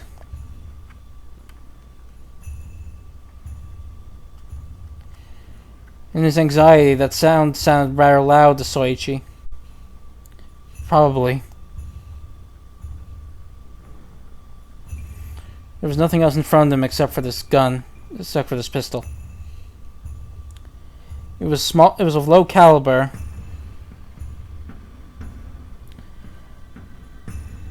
It appeared to be the kind of revolver used by the police. So even though they knew what it was, they couldn't believe it. This is a tool for killing people, isn't it? Yeah. They heard gunshots. They'd seen bullet holes.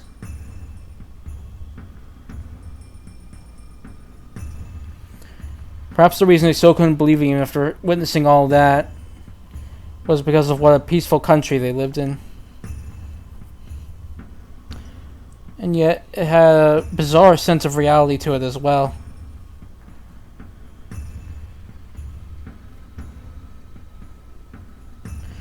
Perhaps Soichi and Sakumi wouldn't have been as surprised if it has been as big as the kinds they saw in the movies. The kind of the bigger caliber.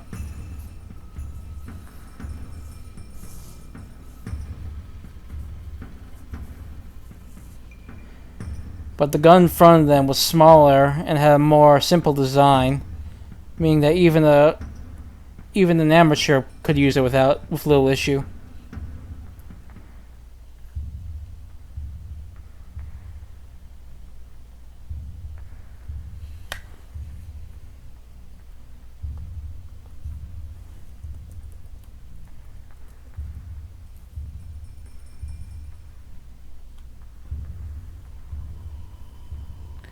Though it gave off the image that anyone could use it, that only made Soichi falter even more.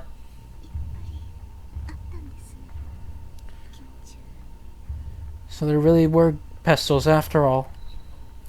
Yeah. The moment Soichi nodded, he heard gunshots outside the room. That's right, these were gunshots.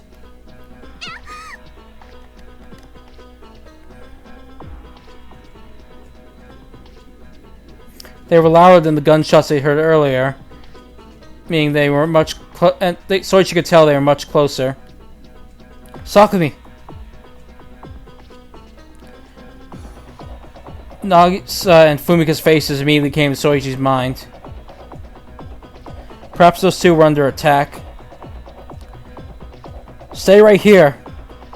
Nagisa and Fumika might be under attack.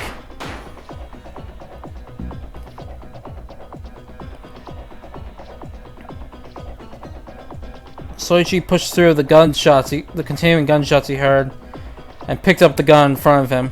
私も行きます。 I'm coming too. It's dangerous, Sakumi. 一人きりではどこにいても同じです。それより急ぎましょう、三剣さん。 It'll be dangerous for me alone no matter where I am. Let's just hurry, Mitsurugi.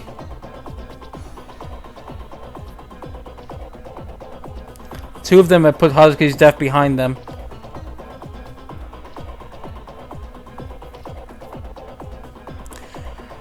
The fear of losing more people they knew outweighed that. It was the fear they had.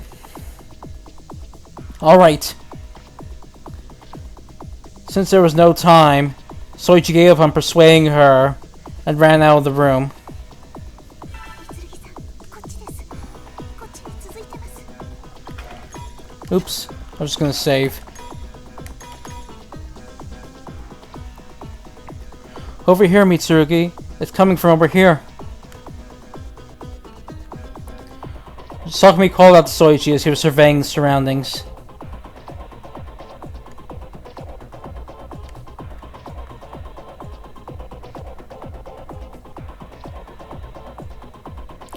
Her voice was quiet, still wary of any nearby enemies. Alright.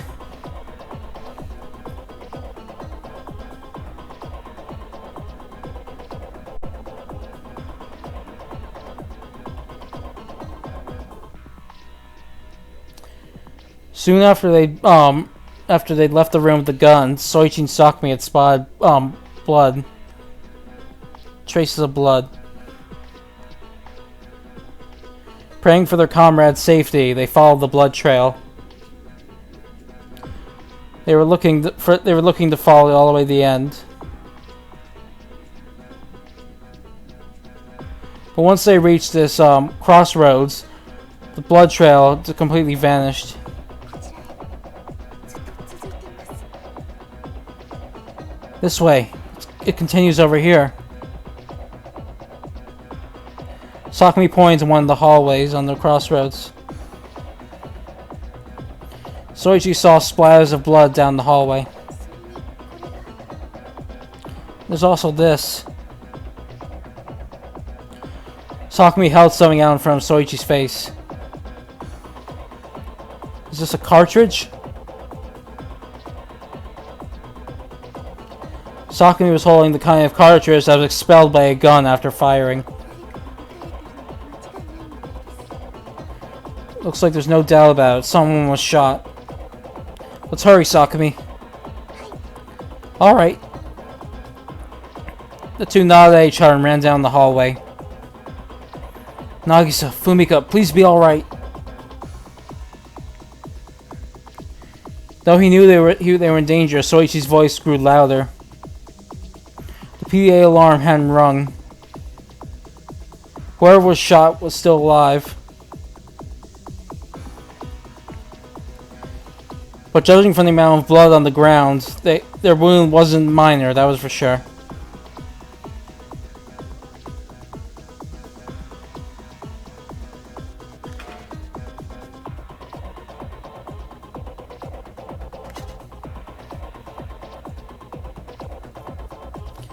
Unless they found the wounded party soon, they'd be beyond the point of help. They'd likely end up just like Hazuki had. 三剣さん、この先で大きな部屋にぶつかります。 Mitsurugi, there's a big room right up ahead.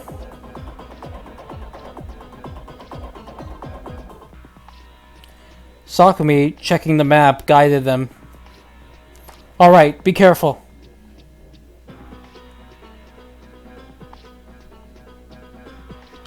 They didn't know if the gunslinger was in there or not.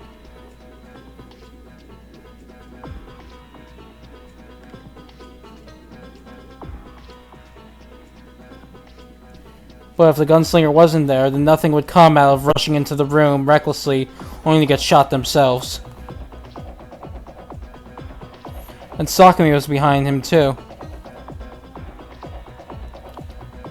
So Soichi and Sakumi quickly but carefully.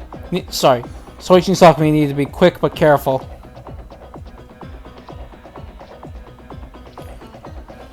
The door to the room was half open by the time they reached it. Soichi and Sakumi approached the door and hid in its shadow as they carefully peeked into the room.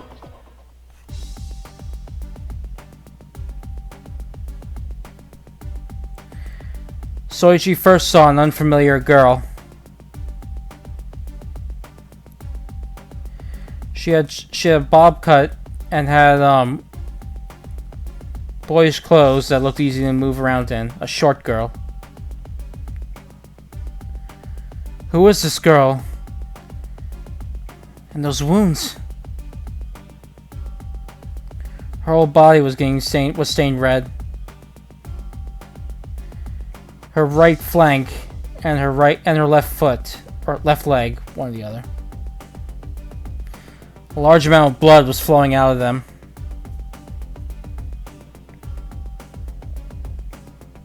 The blood Soichi and Sakumi had been falling reached all the way up to her.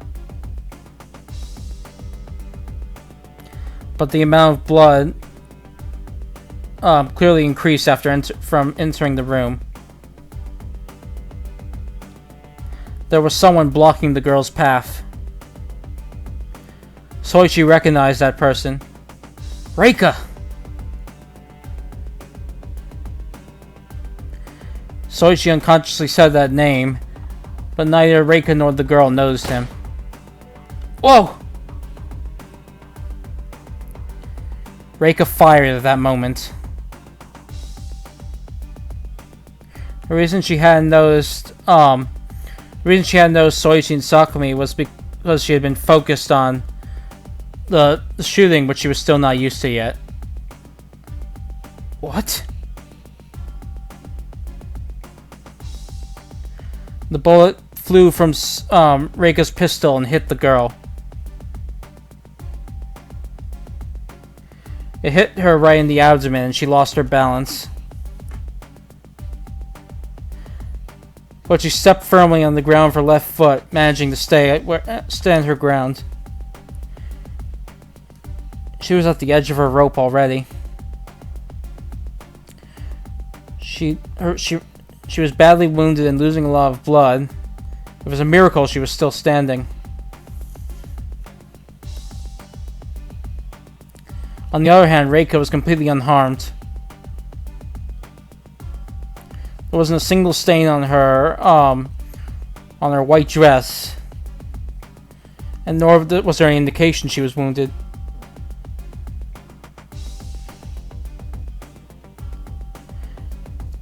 But what caught Soichi and Sakumi's attention most of all was the look on her face. It was clearly much different from the Reika they'd seen before. Reika was glaring at the girl.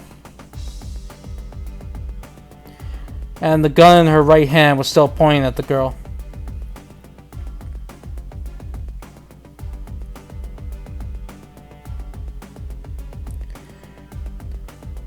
The look on her face was calm enough to send shivers down one's spine.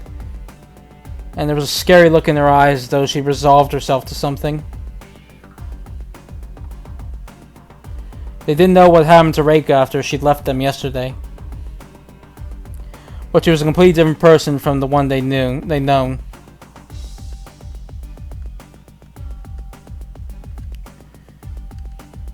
Faced with the situation, Soichi froze up for a moment. Soichi hadn't expected to see Reika shoot the girl.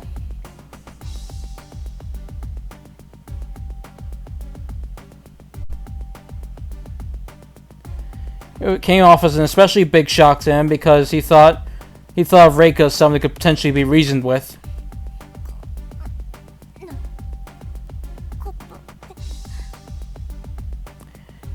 This can't be how it...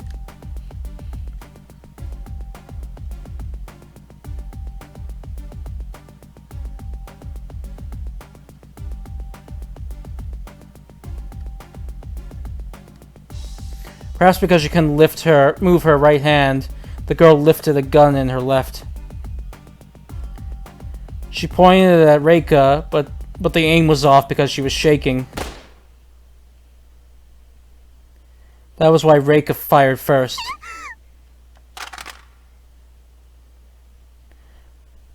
Right after Sakumi screamed from the gunshot, the girl dropped her gun.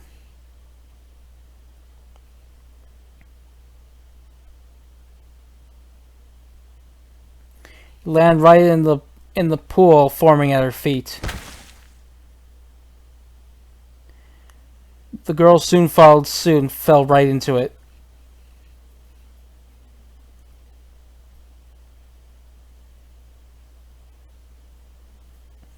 The blood at the pool under her scattered when she collapsed into it.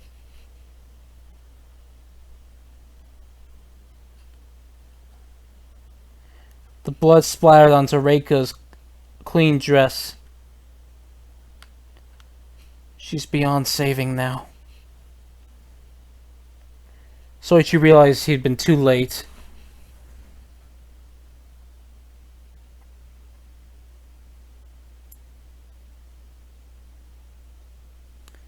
If he'd stopped her the moment he'd gone into this room, Soichi was faced with that regret. But if he had tried to stop them, it would have been too late anyway, most likely. I failed again. But Soichi was still regretful all the same. Someone had died right in front of him. That was an agony nearly impossible for Soichi to bear.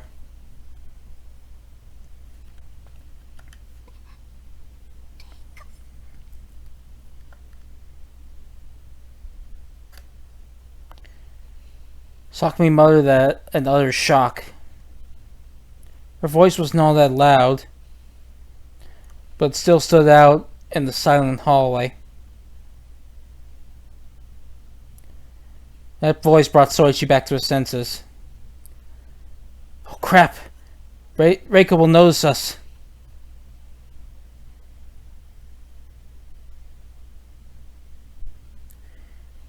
He hastily wrapped his arm around Sakumi and covered her mouth. Then hastily dragged her back the way they came.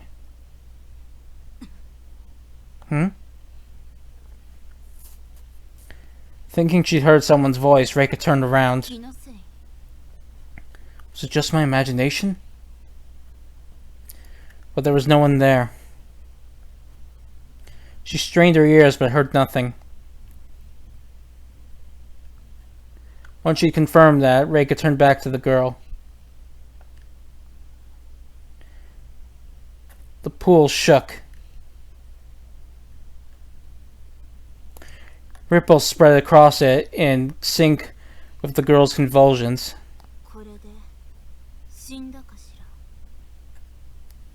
Is she dead now?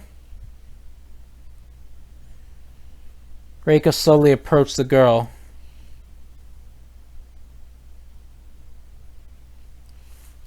When she finally got right in front of her, Reika gently reached out to her with a calm expression.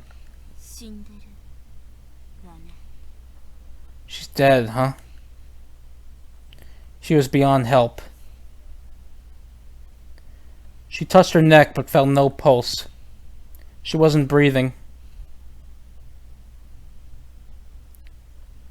Reika's relentless assault had robbed the girl of her life.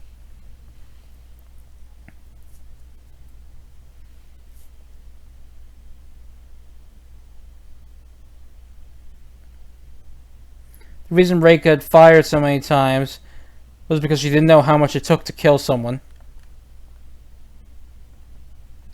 Though she had a gun, she was still an amateur at the end of the day.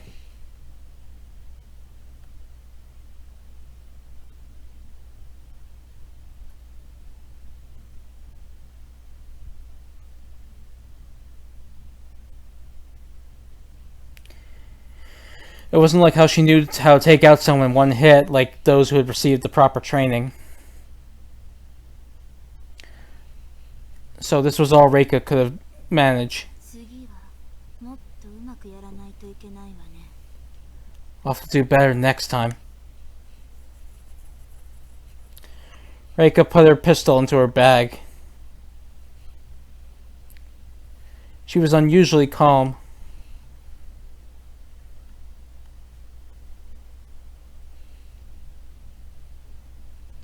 Shortly after Soichi and Sakumi got away from Reika, the survivor counter dropped to 10.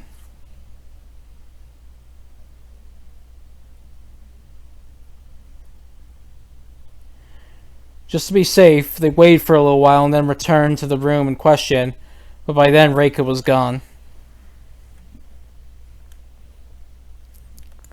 All that was left was the lifeless form of the girl in the middle of the room. I'm sorry we couldn't save you. Once Soichi walked up to the girl, the first thing he did was apologize.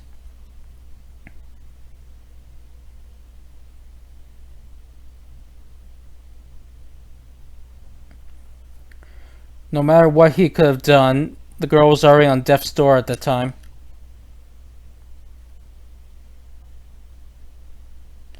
And for all he knew, the girl could have attacked Reika first. Though Soichi knew all that in his head, his heart couldn't accept it. Mitsurugi. Oh, I didn't need to say that. Sakumi pointed at the girl. The girl had been reaching for something just past her hand. A cell phone?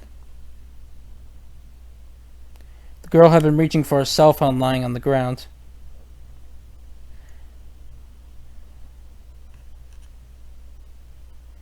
But her hand had stopped a few inches away. It seemed she died before she could reach it. Soichi picked it up and turned on the power. A photo. The standby screen showed a photo of two girls. One of them was the girl who died right in front of them. The other one was a young girl lying in a hospital bed. The two of them were smiling. They looked happy. An older sister looking after a younger sister. That was the impression Soichi got.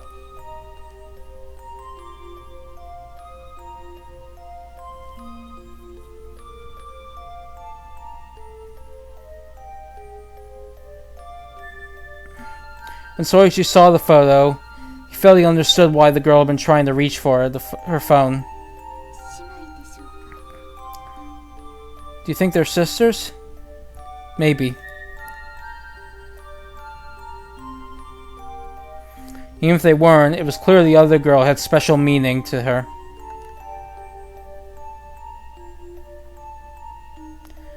It was all the same whether they were close friends or family. Soichi turned off the phone and pushed it into the dead girl's right hand.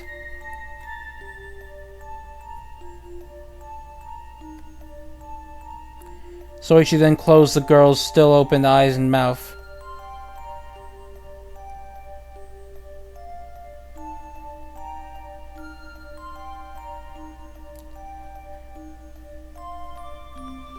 Now that 3 people have died, I've become rather calm about all this. Soichi hated that part of him. He couldn't forgive himself for getting used to death.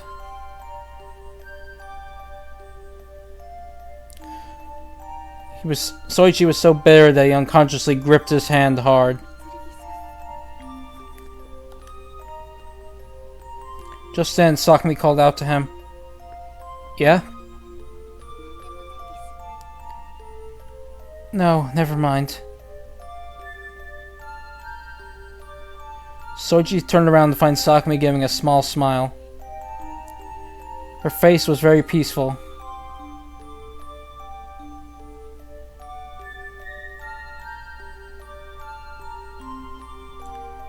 Soichi's heart lightened a little bit as though that smile were forgiving him. Karin Hojo, huh? Soichi found a student ID in a sports bag lying nearby. The photo inside was of the deceased girl wearing a brand new school uniform.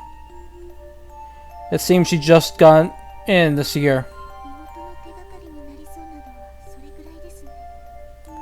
That's about the only clue we found, isn't it?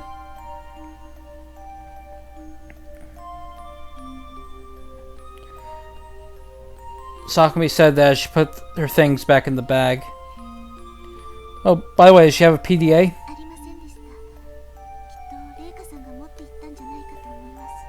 No.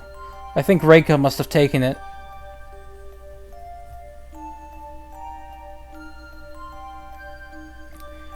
Soichi and Sakumi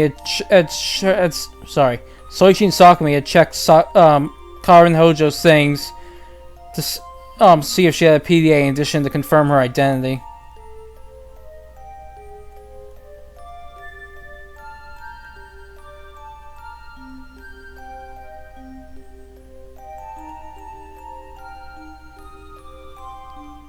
In addition to a collar, as long as she had a condition that required her to find or destroy PDAs, she should have had one.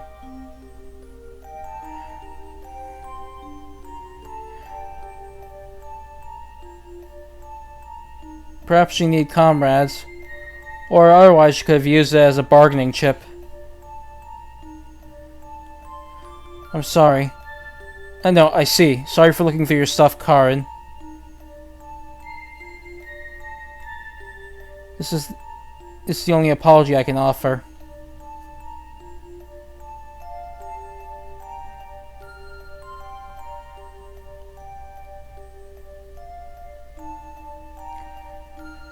So she turned to Karin and waved her student ID.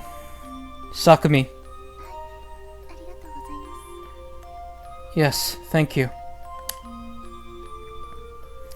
Sakumi took the student ID from Soichi and put it in her bag along with Hazuki's glasses case.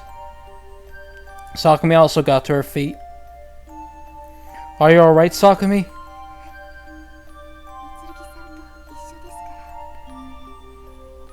Yes, because I'm with you.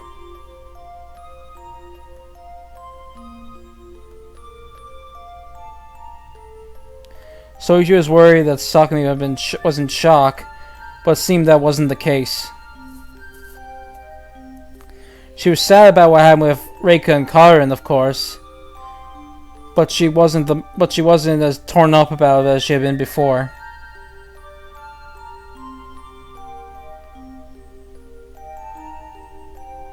I think so too. I really am glad you're here with me. I don't know what I would have done all by myself.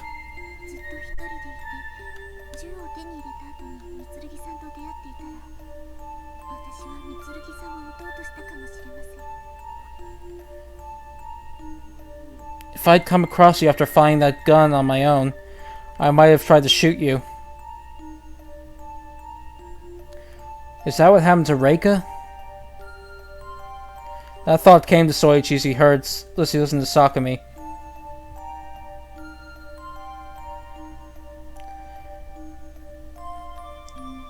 She'd been on her own the whole time, found the pistol after seeing Hazuki's blood-stained body, and then came across someone who had a gun just like her. Just what had she been thinking at that time? Soichi felt shivers down his spine when he imagined that.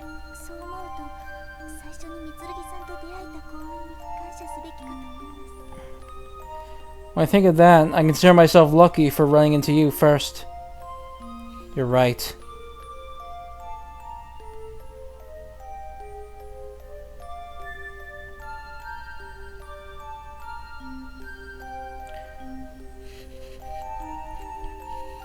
Just being able to unconditionally trust the person in front of him was happiness enough for him.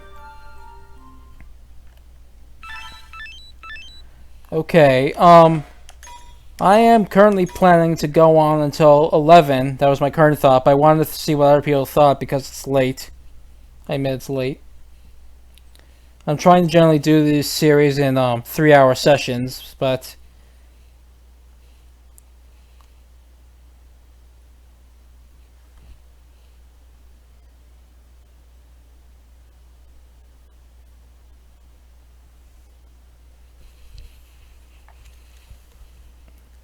okay, then I'll continue. I'm just going to take a quick drink break.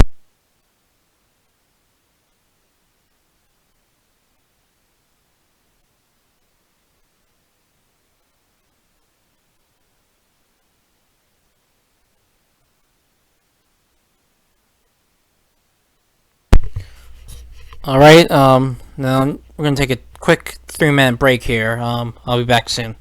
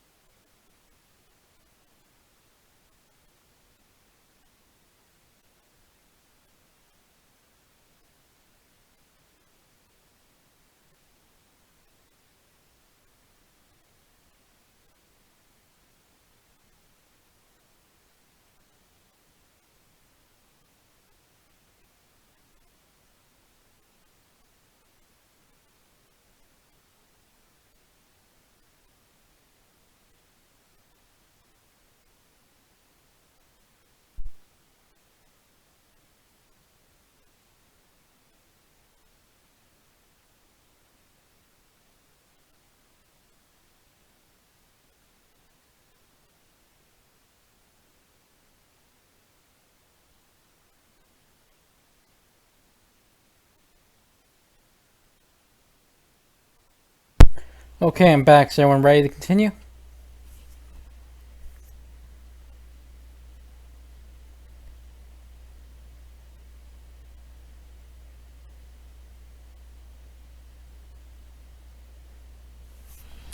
Alright, then I'm going to continue now.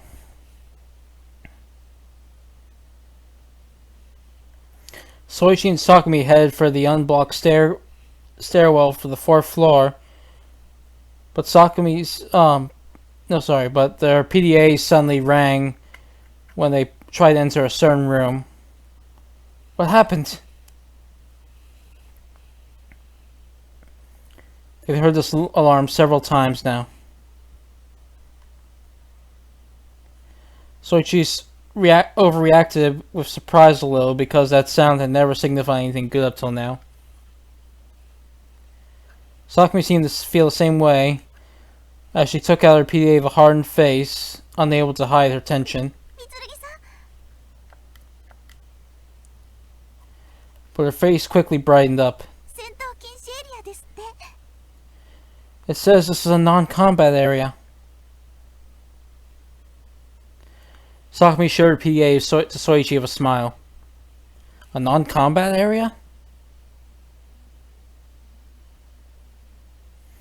Unsure of what she meant, Soichi looked at Sakumi's PDA. The room you are trying to enter is a non-combat area. Combat is forbidden inside these rooms. Anyone who breaks this rule will be executed without exception. Soichi also cheered up when he read that sentence, which means this room is. はい、この中にいれば安全ってことです。 That's right. It means we'll be safe in here. Sakumi nodded. Huh. This place is a lot cleaner than the other rooms. そうみたいですね。 It sure looks that way. Soichi and Sakumi looked around the non-combat area when they went inside. As they said, the non-combat area was clean. Unlike the other rooms and hallways, there had been cleaning clearly done here. That alone had a big change on Soichi and Sakumi's feelings.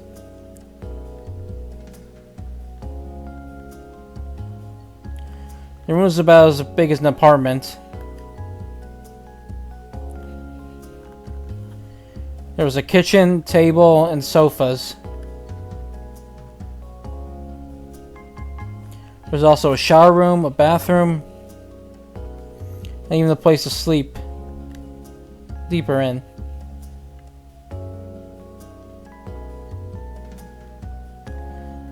Looks like these non-combat areas are for resting. 三剣さん。 Mitsurugi? So she turned around to see Sakumi staring at him with a flushed face. 後でシャワーを浴びていいでしょうか。Would it be okay if I took a shower later? Huh? Yeah, sure. Oh wait, I see. You're worried I'll peek on you, aren't you? That was how Soichi interpreted Sakumi's blush. I see. So you don't trust me, huh? Soichi unintentionally laughed. 違うんです。そうじゃなくて、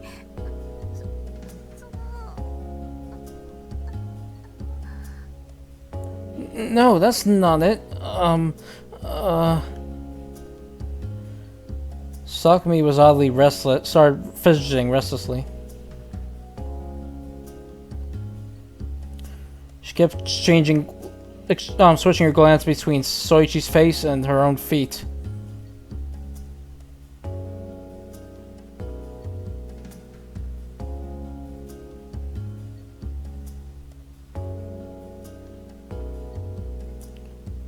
She kept... Hold on a second.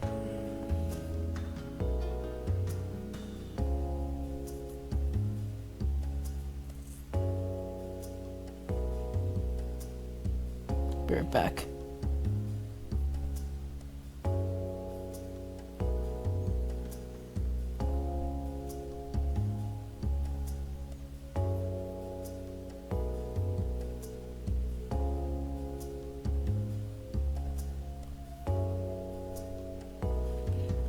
Okay, I'm back. She kept squeezing her school bag over and over again. She was clearly restless. 三剣さんも一緒に入っていただけないかと。 Would it be possible for you to join me in there as well? What? Soichi's mind was blown by that sudden bombshell. Sakumi hid her face redder than ever before. What do you mean? だってあんな場所で一人になったらまたおかしな仕掛けがあったりして三剣さんと離れ離れになったりしたら困るなって思って。It's just when I think about how there might be a trap in there that'll separate us, that could separate us, I get scared. Oh. So that's why she was worried. It wasn't because she didn't trust Soichi or any other reason like that. It was just because she was scared of a trap like when Goda attacked them coming up.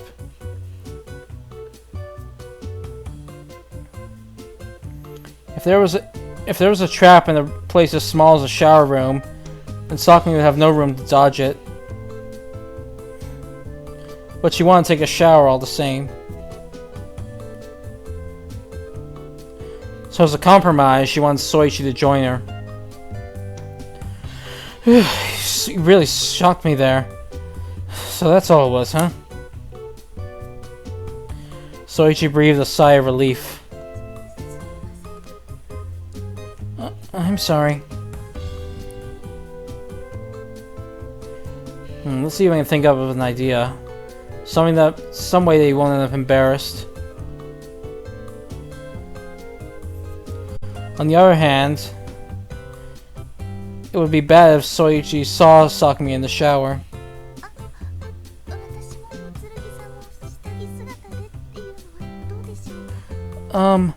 What if we went in just our underwear?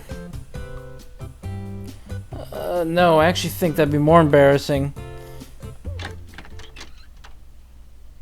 Just as Soichi and Sakumi's minds started to go in strange directions, they suddenly heard the bedroom opening.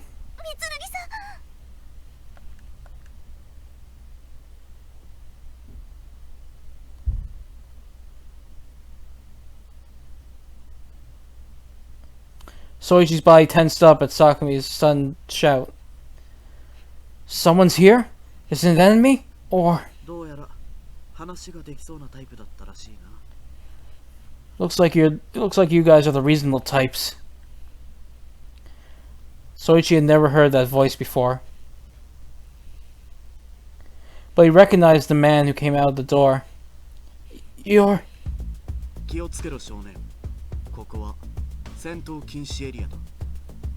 Careful, boy. This is a non-combat area.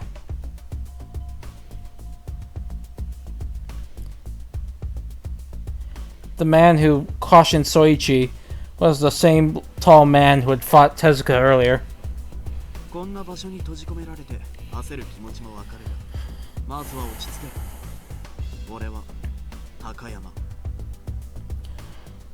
I understand you're nervous being trapped in a place like this, but calm down. My name's Takayama. The man called Takayama raised his hands to show Soichi and Sakumi he had no hostile intent. He had a collar around his neck. Soichi lowered his guard when he saw that.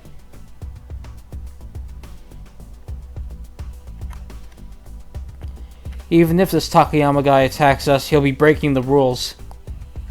They were safe. It's okay, Sakumi. We'll both die if we fight here. Soichi placed a hand on Sakumi's shoulder and smiled at her. Sakumi breathed a sigh of relief when she saw his face. I'm sorry, I didn't mean to startle you.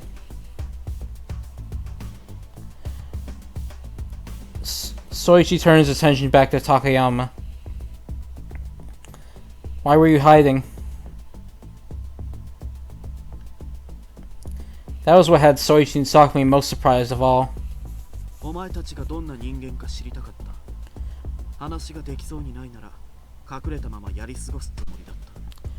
Because I wanted to know what kind of people you were. If you didn't seem like the reasonable types, I planned to keep on hiding until you left.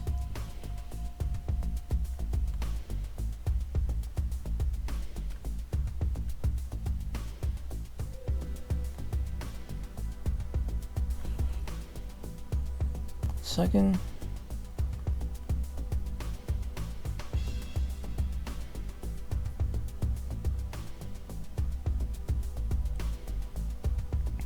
If he'd shown himself from the start, Soichi and Sakumi may have acted in a pre-staged manner suited for dealing with others.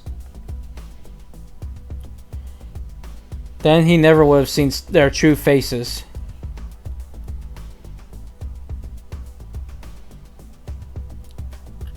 So he chosen to hide to see how they act when they thought they were alone. So does that mean you're willing to talk? そういうことに Yes. Takayama nodded and lowered his hands.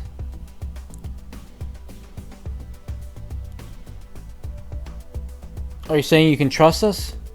ここで話をするレベルでは問題ないと判断した I determined it was at least safe to talk to a few two here.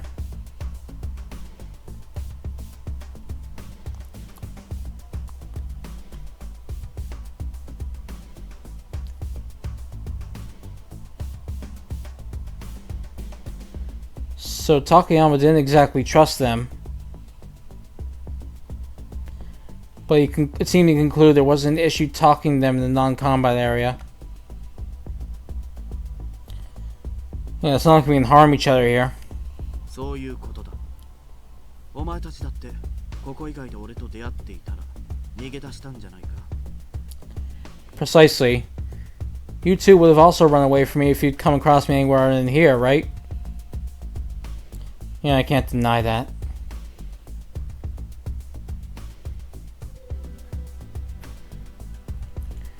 If they spotted him, they might have just let him pass. Or if he called out to them, they might have run away.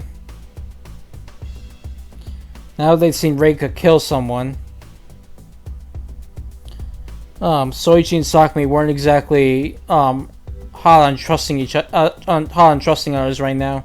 俺もさすがにお前たちと一緒に行動する気までは起こらんお互い様だなこれ I'm not inclined to team up with you guys myself, so that goes for both of us. Takayama smiled wryly. So what do you want to talk about? 担当直入人をジョーカーを持っていたら渡してもらいたい Yes, I'll get right to the point. If you have the Joker, I'd like you to hand it over to me. ジョーカーですか The Joker? 何かに使うのでしょうか Do you need to use it for something? Sakumi finally spoke up. そうだお嬢さん俺の首輪を外すのも必要でな That's right, miss. I needed to remove my collar. Which means he either has the 2 or the 6. No, or maybe the 8? Soichi went over the rules in his head. 2. Destroy the Joker PDA. 6. The Joker is used 5 or more times. 8. Destroy 5 PDAs exactly within 5 meters of this PDA. Within 5 meters of your PDA. The 8th condition didn't necessarily require the Joker.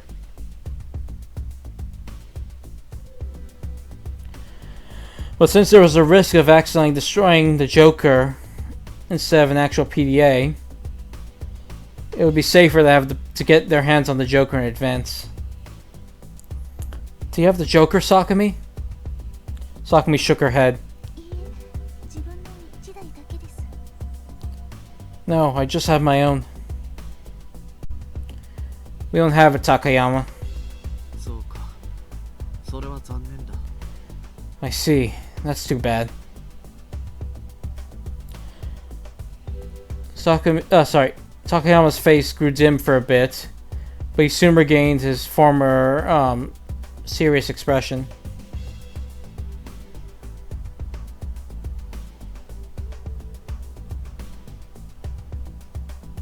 The reason he didn't look so disappointed was because he hadn't expected them to have it from the beginning. There were still 10 players left. There's only one Joker. So the chances they had were relatively small. では次だ Alright, I'll move on to the next issue. Next issue?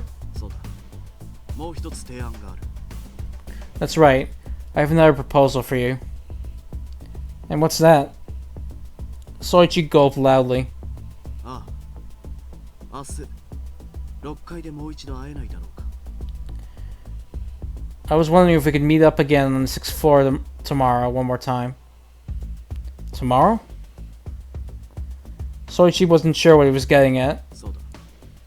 これは保険なんだが、お互いの首輪がそのタイミングで外れていない場合もあると思う。 That's right.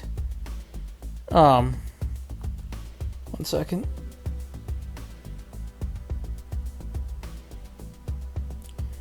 It's just to be safe, but it's possible we still won't have our collars removed by then. True. In fact, it was probably more likely it might even be more likely they wouldn't have their collars off by then. その時に互いの手持ちの PDA や道具を交換し合える。場合によっては首輪が外れるかもしれないだろう。 So if we exchange our PDAs and what we have on hand at the time, there's a chance we'll be able to remove them, right? Oh, I see what you mean. It wasn't a bad deal when you thought of it like that.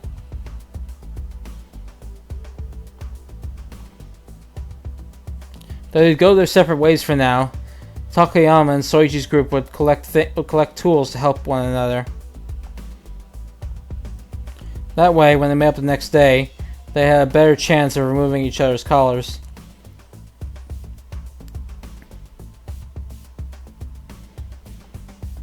The only risk they had to worry about was when they met up with Takayama again.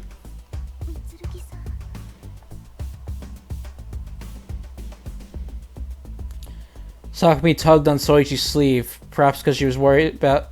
Sakumi tugged on Soichi's sleeve and frowned, perhaps because she was worried about the exact same thing. It's okay, Sakumi. We're still in the non-combat area, so we're fine. No, sorry. It's okay, Sakumi. All we have to do is meet up in our non-combat area. Sorry.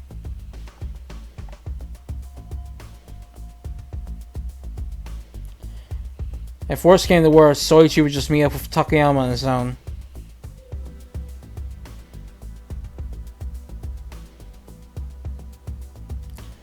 Since Soichi couldn't get off his collar anyway, he wouldn't be hurt by any betrayal that would happen. よし。なら合流地点はここだ。 Good. Then let's meet here. Takayama brought up the map of the 6th floor in his PDA and showed it to Soichi. ここが6階の戦闘禁止エリアだ。 This is the non-combat area on the 6th floor. You can tell? Yeah. Takayama pressed something else. And when he did, words appeared on top of the rooms in the map. Storeroom, bathroom, such as storeroom, bathroom, and kitchen.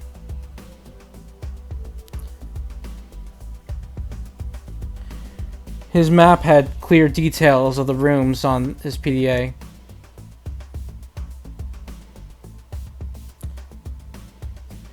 The room he'd first pointed out did indeed have the words non-combat area written on it. PDA に追加したソフトに地図を拡張するものがあってな。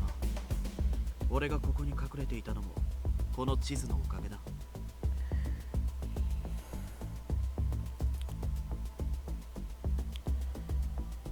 The software I added to my PDA enhanced my map. It was thanks to that I was able to hide in this room. I see.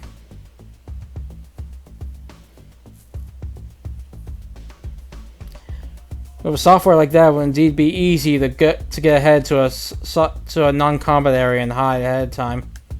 集合はゲーム終了まで残り2時間になったらでいいか。 Can we meet up again when there's only 2 hours left until the end of the game? Alright, I understand. It'll be a non-combat area anyway, so we'll be fine.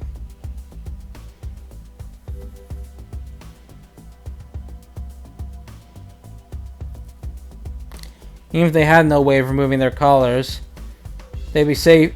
Perhaps they'd be safe if they waited there. ついでだ。他の戦闘禁止エリアも教えてやろう。In exchange, well, no, while I'm at it, I'll tell you about where the other non-combat areas are. Are you sure about that?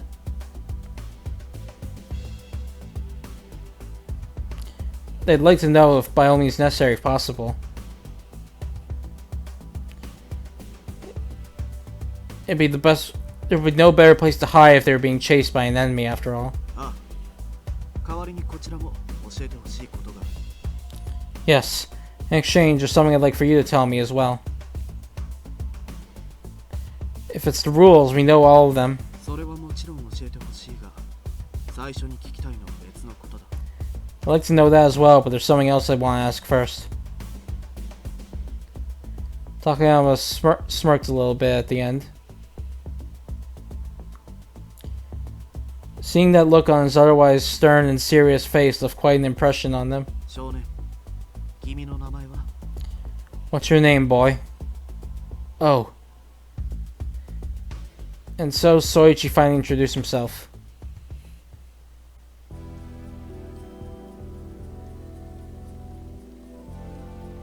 Takayama left after they exchanged information. He said he rested enough.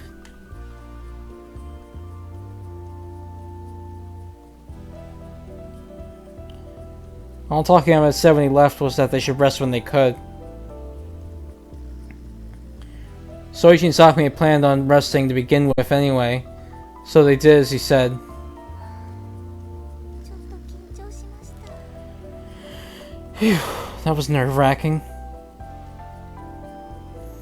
Sakumi heaved a sigh once Takayama was gone.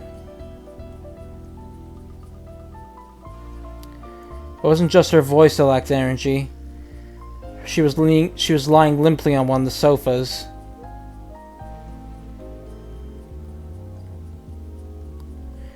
That's in poor manners, Sakumi. だって本当に緊張したんですもん。 But I really was nervous. Sakumi turned over on her other side and stared up at Soichi. He didn't seem like a bad guy to me, けど、いい人ではないんです。 but I don't think he's a good person either. You think so? Sakumi nodded.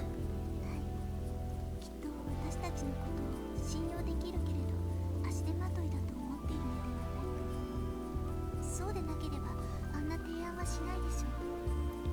Yes, I believe he thinks he can trust us, but doesn't think of us as anything more than, dead weights. Otherwise, he probably wouldn't have made that proposal. Meeting up with only 2 hours left in the game.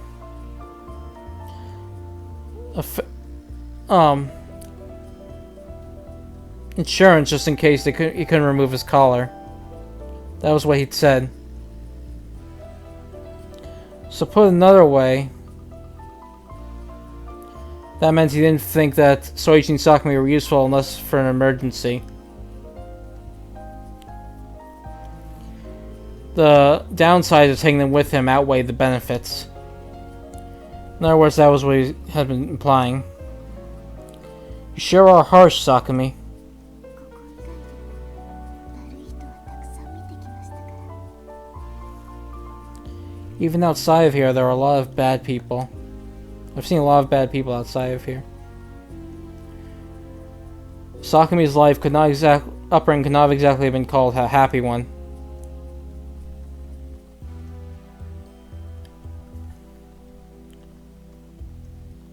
Hold on a second.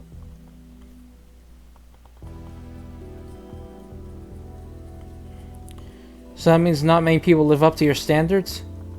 そうでもありませんよ。 I wouldn't go that far. Sakumi smiled as she continued laying down. いい人もいます。 There are good people too. Oh, really? Sakumi smiled happily at Soichi as he tilted his head. ねえ、みつるぎさん。 Saying Mitsurugi? Hmm? 例えばなんですけど、もしみつるぎさんが高山さんだったらどうしますか？ I know it sounds strange, but hear me out. What would you do if you were Takayama?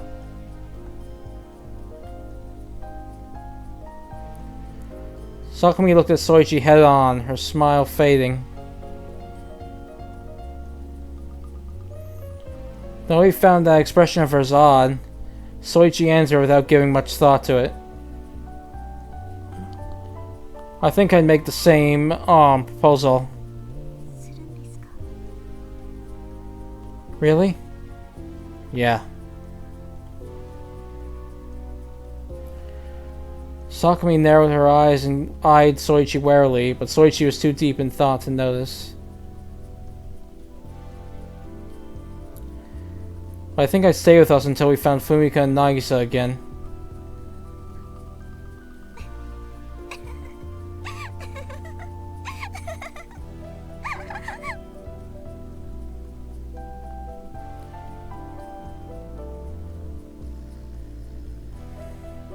But Sakumi burst down into laughter when she heard Soichi finish his sentence. Line of thought. She sounded boundlessly cheerful. Or brimming with joy. The discerning look on her face vanished without a trace. Huh? What's wrong, Sakumi? Did I say something funny?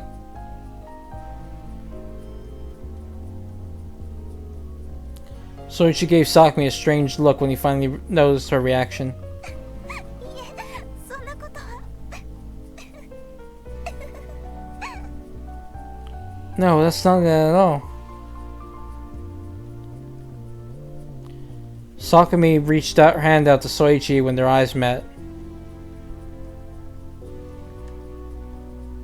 Soichi casually took it, and Sakumi squeezed it back. Hmm? Okay.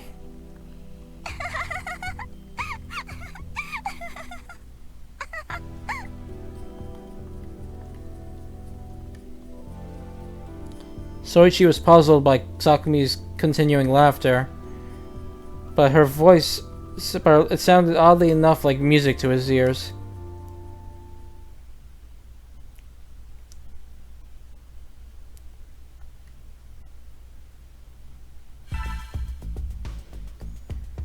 Okay, I think we have enough time for one more scene until the end of the stream. So I'm going to take another quick drink break.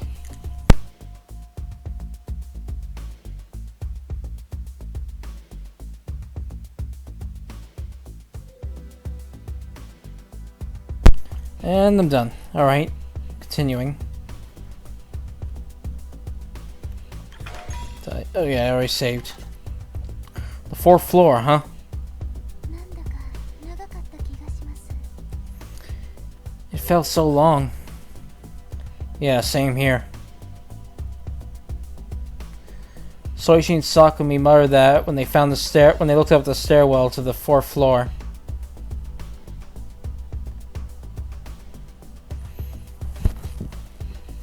They'd gone past Hazuki's body, heard gunshots, found the gun, and watched Reika shoot someone. When they tried the rest, they'd come across Takayama too. でも、高山さんと出会って、これで12人ですよね。 But now we've met Takayama, that makes 12 people, right? Sakumi counted off her fingers as they ascended the stairwell. Soichi and Sakumi. Fumika and Nagisa. Takayama, Tezuka, Goda, and Nagasawa.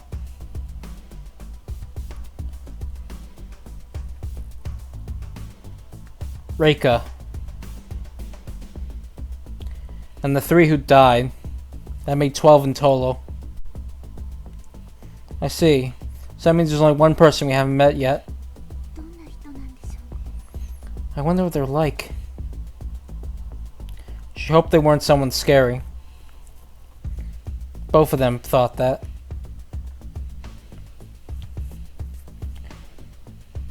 But nothing good happened so far, so they were really worried. Sakumi, wait here for a minute. Soichi stopped Sakumi when they reached the landing of the stairwell. I'm gonna go scout ahead. 危ないです It's dangerous.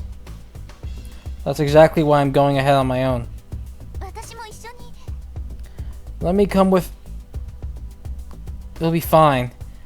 I want you to stay here and keep watch on the rear. 後ろを。 Keep watch on the rear?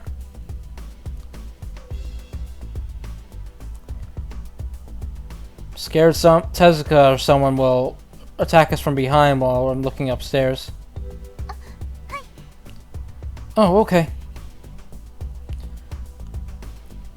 Seeing that was acceptable to Sakumi, as she didn't say anything further, as she didn't suggest going with Soichi any further than that.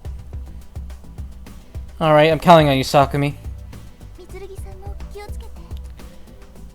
You be careful too, so maybe Tsurugi. Soichi gave Sakumi a little smile and carefully ascended the stairwell.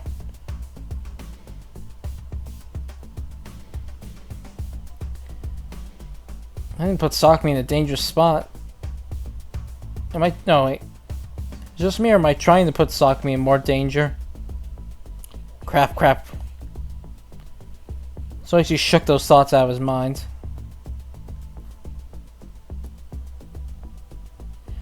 Both Soichi and Sakumi had their lives on the line right now.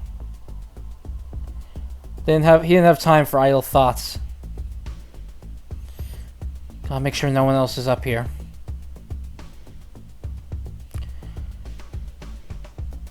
Soichi peeked up at the fourth floor stairwell hall from the shadow of the handrail.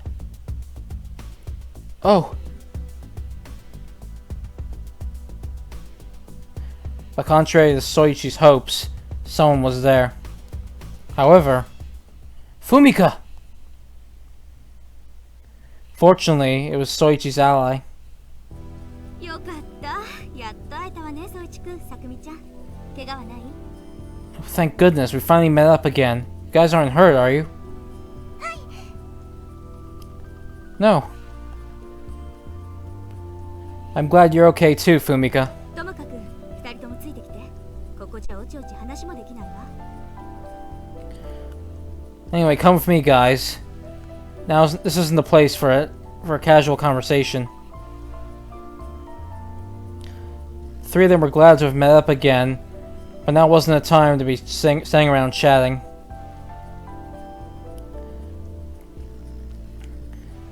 Soichi and Sakumi followed Fumika away from the hall. Now they knew that there were guns around. They had no way of defending themselves in a place like the hall. やっぱりふみかさんも持ってるんですね。 So you have one too, huh, Fumika? Sakumi noticed the gun at Fumika's waist as they followed her. 不本意だけどね。そこら中にあるわよ、鉄砲。 Unfortunately, there are guns all over the place. There are pistols all over the place.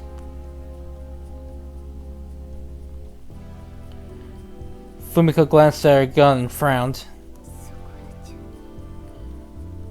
All over the place. They need to stay armed in this situation. No one wanted to be at the receiving end of a one-sided attack like when Goda had struck with the crossbow. それにこの回は拳銃だけじゃないのよ。もっと危ないものもいっぱいあったわ。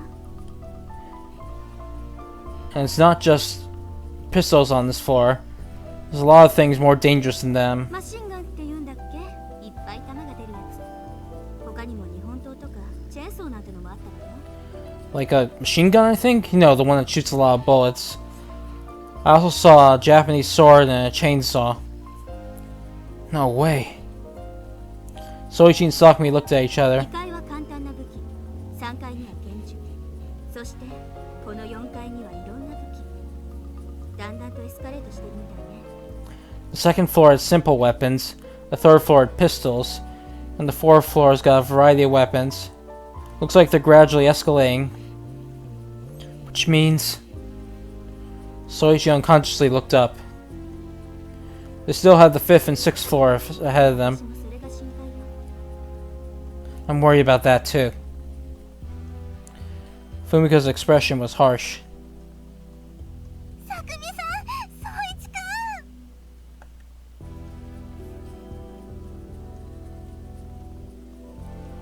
Sakumi's face brightened up when Soichi and Sakumi entered the room. Sorry, Nagisa's face brightened up. And then, uncharacteristic for someone as carefree as her, she ran right up to them. よかった。葉月さんが亡くなって、私。 Oh, thank goodness. When Hazuki-san died,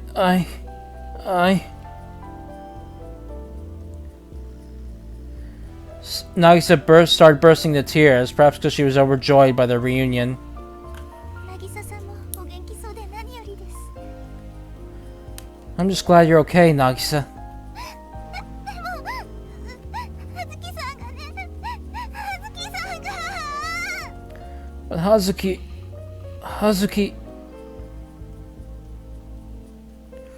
Sakumi's attempts at comfort did nothing to stop Nagisa's tears. It seemed she was rather shooken up by Hazuki's death. 渚さん。 Nagisa. ずっとあんな調子なのよ。でも、私も葉月さんが亡くなった時はショックだったわ。 She's been like this the whole time. Well, I was also shocked when Hazuki died. Fumiko explained to Soichi and Sakumi everything that happened up to this point. When Goto had attacked them on the second floor, Fumiko had climbed the ladder up to the third floor by herself.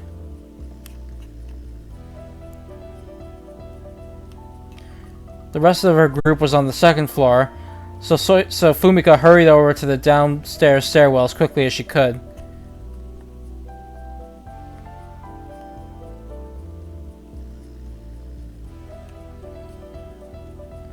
But Fumiko had been rather deep on the third floor, so it had taken her quite some time to reach the downstairs stairwell.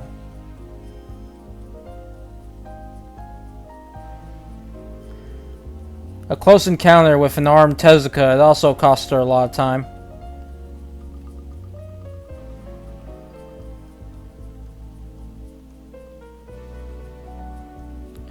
Late in the night, she finally reached the stairwell. And when she did, she found Nagisa and the mortally wounded Hazuki. Then by that time, he was already... もう手の施しようがなかったわ。 Yes, he was beyond saving. Nagisa had given him first aid treatment, but Hazuki's wound was deep, and there was nothing more she could do for him. All she and Fumi could do was watch as Hazuki's life slowly faded away. それで明け方に亡くなったわ。 And when dawn came, he passed away. Fumika fell silent.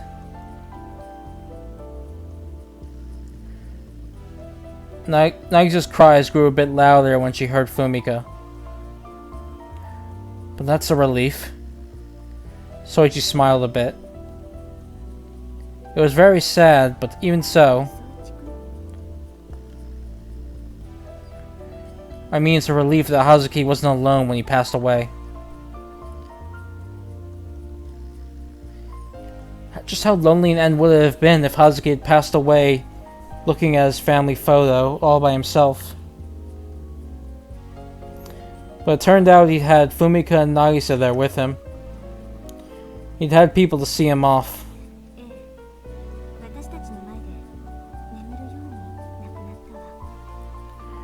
Yeah. He passed away in front of us like he'd fallen asleep.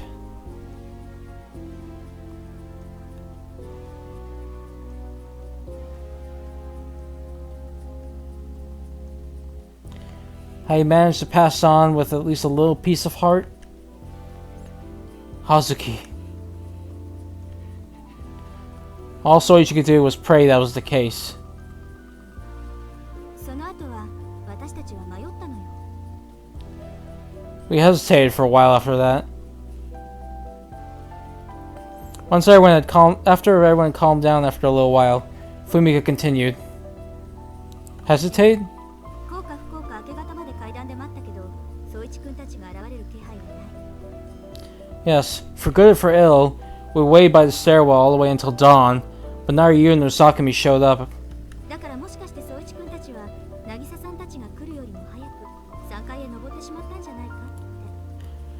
So we figured you might have gone upstairs before Nagisa and Hazuki had arrived. And so you headed for the fourth floor? 結果的にはそのまま待っていた方が合流は早かったみたいなんだけどね。 Yes. Well, it sounds like we would have met up sooner if we just waited there. 1, 3. Fumika smiled wryly. By the time Soichi and Sakami had gone there, Fumika and Nagisa had been nowhere to be found. I'm sorry. If only we'd been a little quicker. 違うわ宗一君。何もかも思い通りにはいきっこないってだけよ。 Don't apologize, Soichi. Nothing Don't apologize, Soichi. Things don't always go the way we want it. Fumika gave Soichi a smile, then grew serious again. これで残りが11人になったわ。葉月さんの遺体を見て行動を起こす。 That means we have 11 left now. After seeing Hazuki's body, we moved in. There's 10 left, Fumika. Soichi corrected Fumika with a grim expression. Sakami, who knew what he was referring to, also grew, down. Something happened, didn't it? Yes. You see... Soichi told them about their encounter with Reika and the girl called Karin.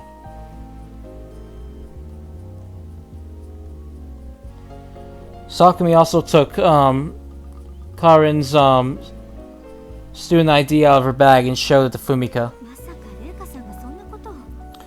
I can't believe Reika would do something like that. I'm not sure exactly what led up to it. By the time we got there, they were already shooting at each other.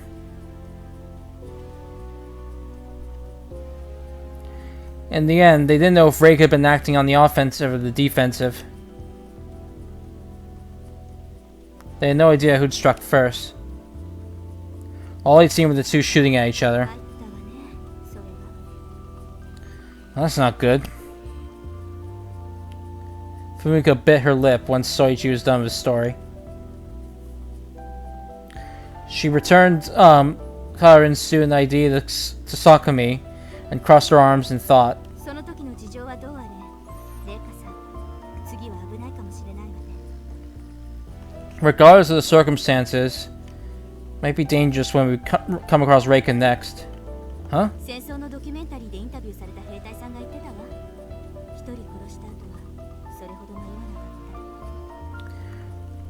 なかった。 I remember this interview of a soldier from a war documentary I saw. He said that after you kill once, it gets a lot easier. Meaning Reika might attack us without question next time? No way. あの子がそれを考えていないことを祈りたい気分ね。 All we can do is pray she doesn't feel the same. Everyone had grim expressions. Everyone knew they couldn't be optimistic. それで今後のことなんだけど。 So about our next move.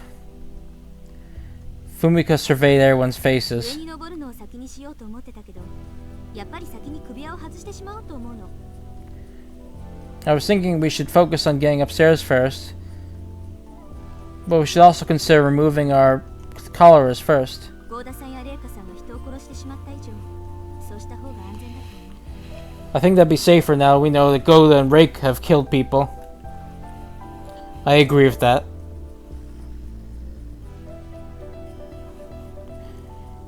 Getting their collars off first and then retreating into a forbidden floor would be そ safest. れに、上はもっと危険だと思った方がいいでしょうし。 Besides, I think it'd be best if we assume that it's more dangerous upstairs. What Soichi was most worried about was the weapons. There were nothing on the first floor, but had been growing more and more dangerous the more floors they went up. The group hadn't seen them yet. No, Soichi and Sakumi hadn't seen them yet, but there were apparently machine guns and swords all over this floor.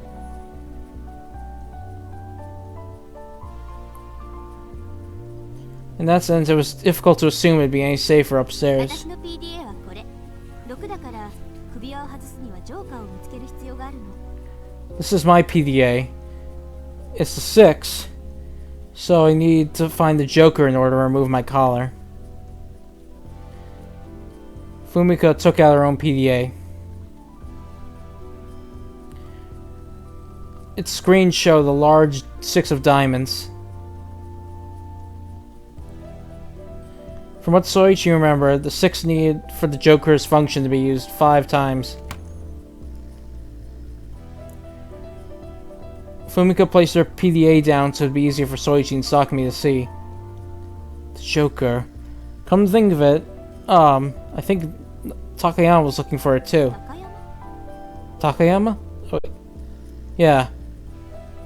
You remember him, don't you? That guy who was fighting with Tezuka on the first floor. Him, huh? We actually talked to him on the 3rd floor. Soichi told Fumika about their encounter with Takayama.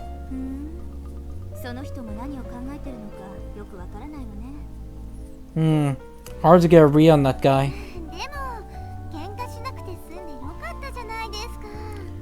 But I'm glad he didn't have to get in a fight with him.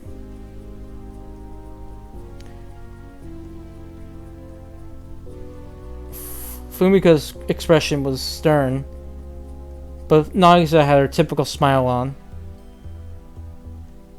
Well, that's true. Fumika, Hazuki didn't have the Joker, did he?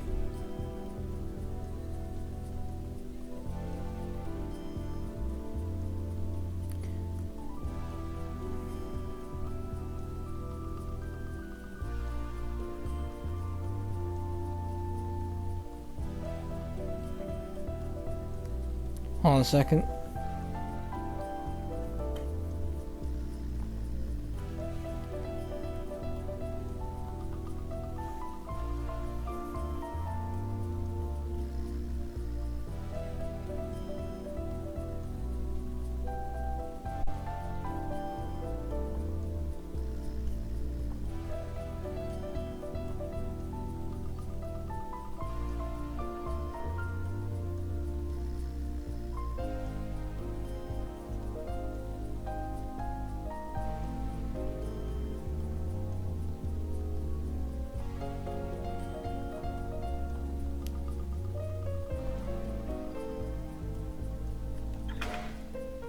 Okay, I think there's a typo here because it mentions something about Sakumi that didn't happen, so I'm just going to ignore that part.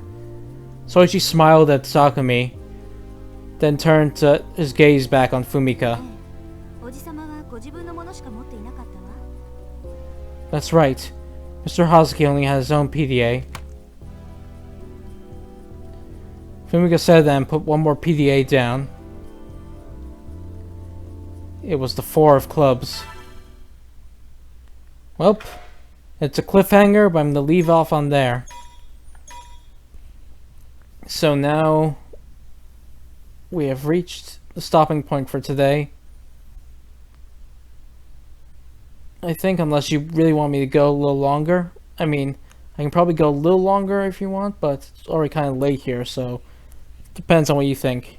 If you want me to go a little longer, I can do that.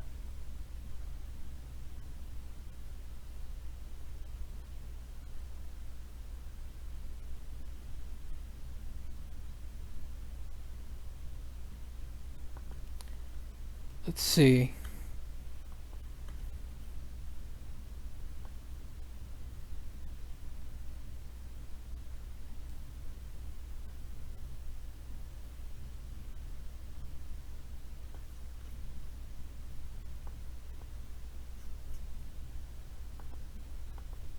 I guess I'll try going a little longer till the end of this scene if possible. Alright, so I'll continue.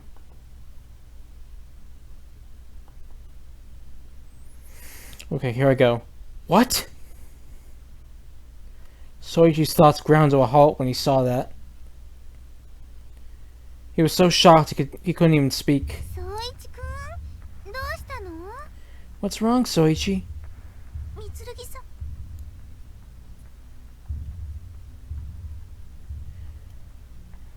Sakumi fell speechless when she saw the same thing. ちょっとどうしたのよ二人とも。 Hold on, what's wrong, you guys? This can't be.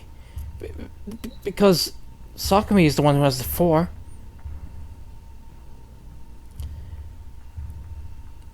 Soichi looked at Sakumi, his face warped with shock.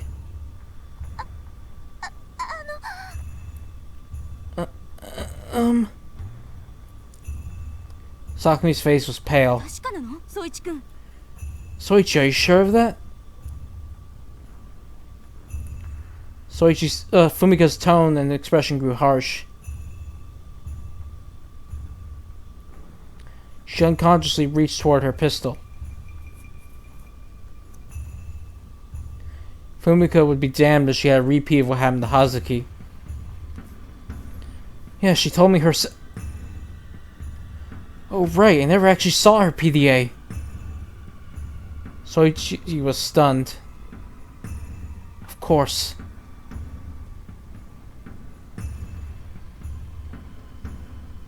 Sakumi had only told him what her PDA was. He hadn't actually seen it for himself. 答えなさい、さくみちゃん。宗一くんを騙してどうするつもりだったの？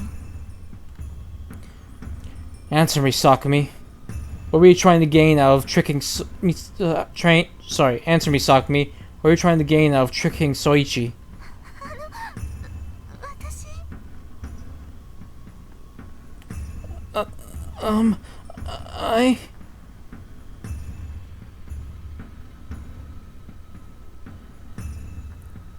Stunned by the turn of events, Sakumi struggled to come up with words. But oddly enough, that sight only calmed Soichi down. Because he could tell she was genuinely troubled. He recalled all the time he'd spent up with her up to this point. Does she look like the kind of person who would trick others for her own gain?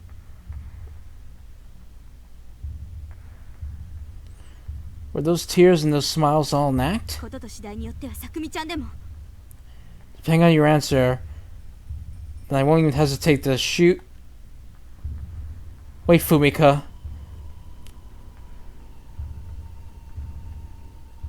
Don't be a bully and torture Sakumi any further. Soichi grabbed Fumika's hand. She was just on the verge of taking out her pistol. 宗一くん、状況が分かってるの？ことによっては危なかったのはあなたなのよ。 Soichi, do you understand what's happening here? Depending on the situation, you might be in danger here. Yes. Depending on the situation, that is. She's not the kind of girl who'd do something like this. Could do something like this. There's nothing to worry about. みつるぎさん。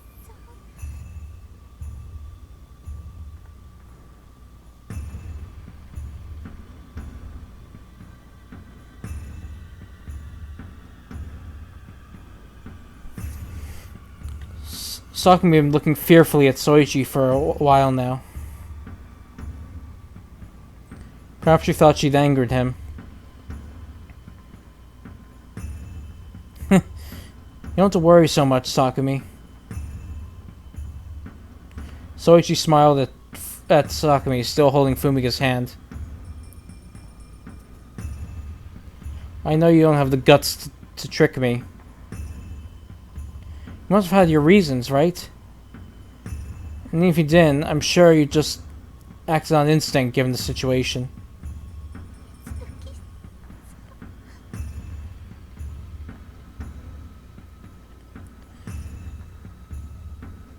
Sakumi's eyes clouded with tears. Oh, wait, Sakumi's... Yeah, so... It wasn't just tears that filled her eyes. Relief and conviction also shone in there. あの時の私が馬鹿転して思わず嘘を言ってしまったんです。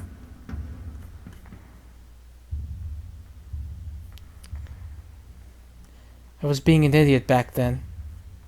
I panicked and I lied without thinking about it. Sakumi explained to herself and then reached into her pocket.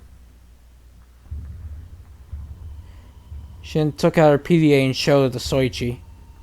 ごめんなさい、三剣さん。 I'm sorry, Mitsurugi. What the?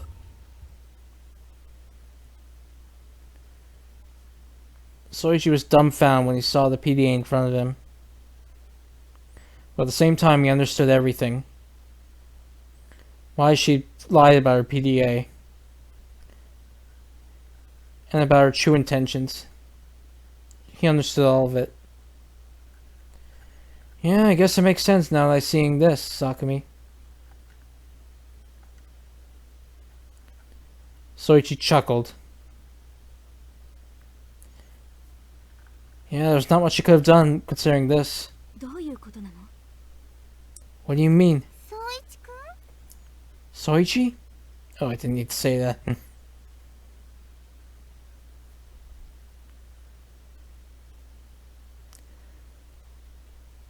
Fumika and Nagisa looked at Sakumi's PDA in Soichi's hands. ハートのクイーンだね。 That's the Queen of Hearts, isn't it? 一人で笑ってないで、わかるように説明してちょうだい、宗一くん。 Stop laughing on your own and just tell us what's going on, Soichi. I'm sorry. It's no wonder you two wouldn't understand. Soichi reached into his own pocket. Then he took out his own PDA. You'll understand once you see this. スペードのエースって、あ、そうか。 The Ace of Spades? Oh, I see now. どういうことですか？ What's the meaning of this? Fumika understood right away, but it seemed Nagisa didn't understand at all. I have to kill Sakumi in order to remove my collar. That was why she'd lied about her PDA. Just protect yourself. ごめんなさい、ずっと騙していて。 I'm sorry for lying to you all this time. It's okay. You don't need to worry about it. About something like this. Soichi nodded back at Sakumi. 許してくださるんですか？ You'll forgive me? There's nothing to forgive. You had no choice but to lie given the situation. Soichi just revealed his own PDA at the time. Back then, Sakumi wasn't sure if she could trust Soichi or not. And even if she did, she couldn't speak up when she considered his own feelings on the matter. Soichi fully understood what Sakumi had been thinking back then. Phew, you had me worried over nothing.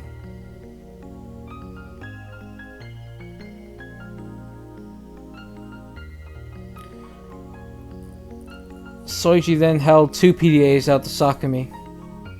Here you go, Sakumi.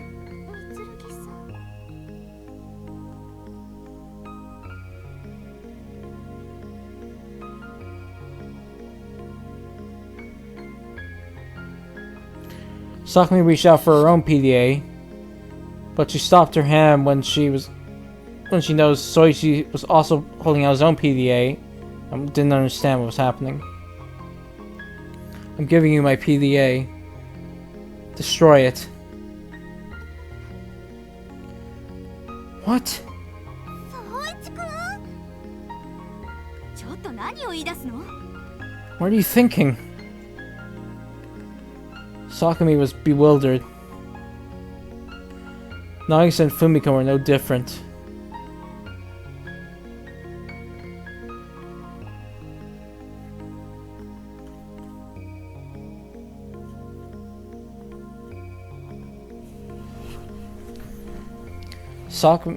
Nagisa in particular was perturbed, her face hardening and her eyes getting scarily sharp.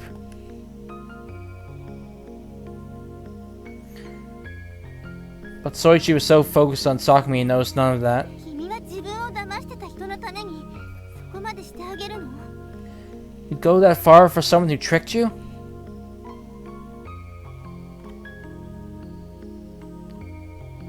I also didn't notice how Nagisa's voice had a completely different tone from usual.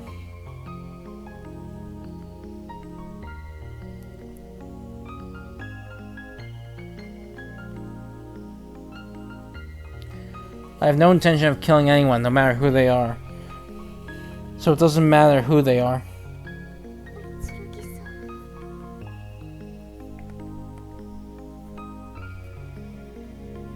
Besides, I think Sakumi's also worried. As long as I have this PDA, there's always a chance I'll turn on her and attack her.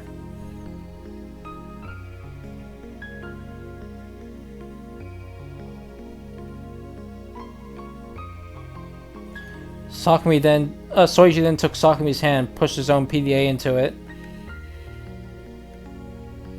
I'm not going to kill anyone anyway, so I may as well not have this in the first place. Am I wrong? そんなことはありません。 No, that's wrong. But Sakumi shook her head. Shin gave Soichi back his PDA. 同じなんてことはありません。あなたがこれを持っていれば、私たちの生きて帰る可能性が上がります。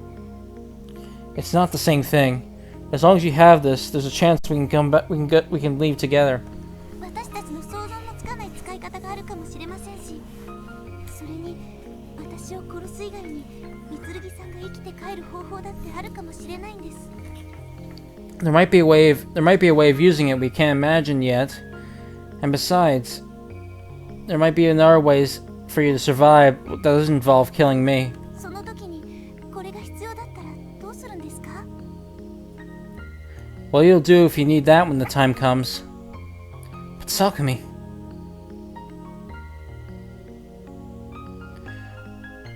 Sakumi blocked Soichi's lips with her slender finger before he could say any more. ありえません。そんなこと。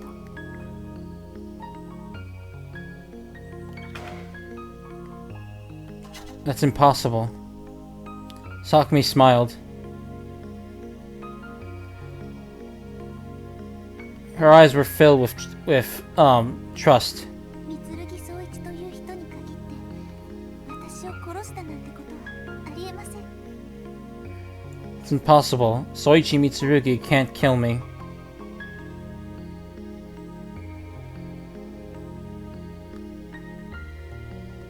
Sakumi's trusting smile was dazzling, and Soichi stared at it like an idiot. こんなおもちゃがなくったって私はあなたを信じます。 I trust you with or without this toy.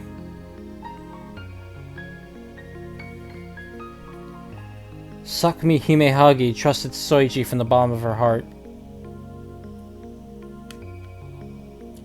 Now that she'd gotten the truth off her chest, her heart felt a lot lighter.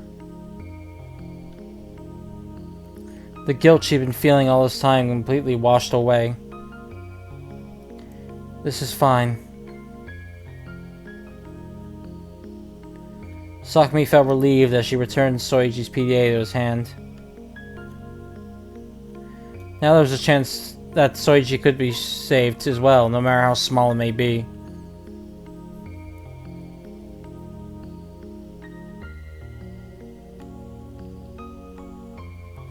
For example, if Sakumi also ended up fatally wounded like Hazuki, in a place like this, something like that wouldn't be unusual. At that time, Sakumi would be able to save Soichi. I'm such an idiot, aren't I? If I'd known it'd be like this, I never would have lied to begin with.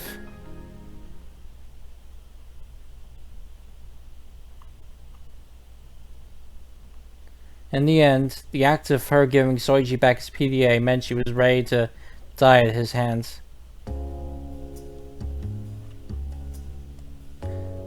After having a late meal,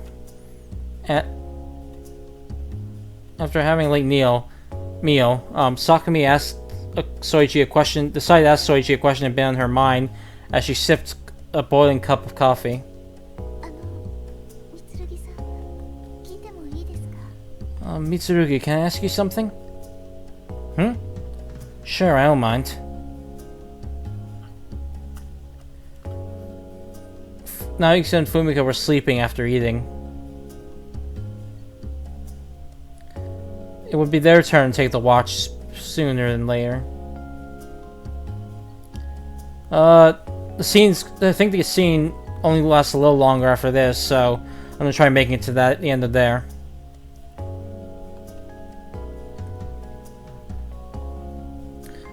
Soichi and Sakumi were all alone until then.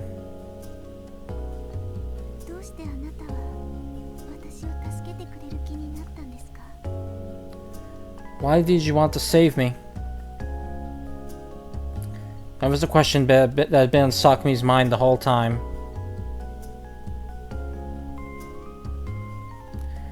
The two of them were complete strangers. And what's more, Sakumi was clearly just a bird. Sakumi had reason enough to trust Soichi. He protected her all this time,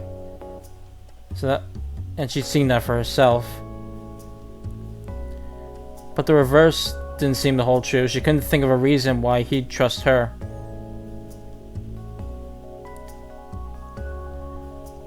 Would saying that I hate to be alone be a reason enough? 途中からはそれでもいいんですが。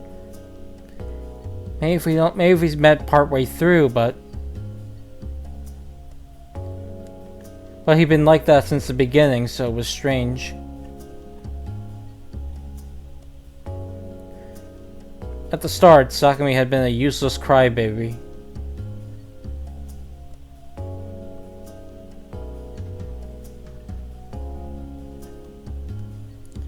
Soichi looked at Sakumi head on, gave her a wry smile, and opened his mouth.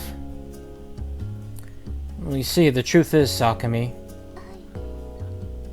Yes? You look just like a friend of mine. お友達に I look like a friend of yours? Yeah. Soichi nodded and drank his coffee. That's why I couldn't leave you behind. It would feel it's kind of like if I did, it would have been like I was leaving my own friend behind. それで一緒に連れて行ってくださったんですか？ So that's why you took me with you? At first it was. Soichi smiled. At first, he would have felt like feeling he was abandoning his friend. But gradually, Sakumi's presence gave him courage. やっと納得しました。 It all makes sense now. It was bothering you? でもそうですか。私がお友達に。 Now I understand, so I look like your friend. Sakumi put her hands to her cheeks as she smiled. それは運が良かったのか悪かったのか。 I can't tell if I'm lucky or unlucky in that regard. いいえ、こっちの話です。 Oh, nothing, just talking to myself. Really? Sakumi drank her coffee, grabbed her coffee cup and drank it in order to mask her feelings. It was such a humorous sight that Soichi broke out into a chuckle. 何ですか？ What is it? Nothing. Just talking to myself.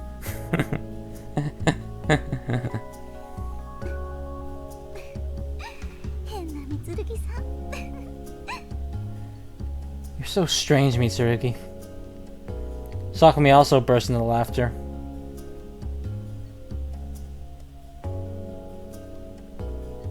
A thought came to Soichi as he looked at her smile. If I abandoned her and killed her to go home,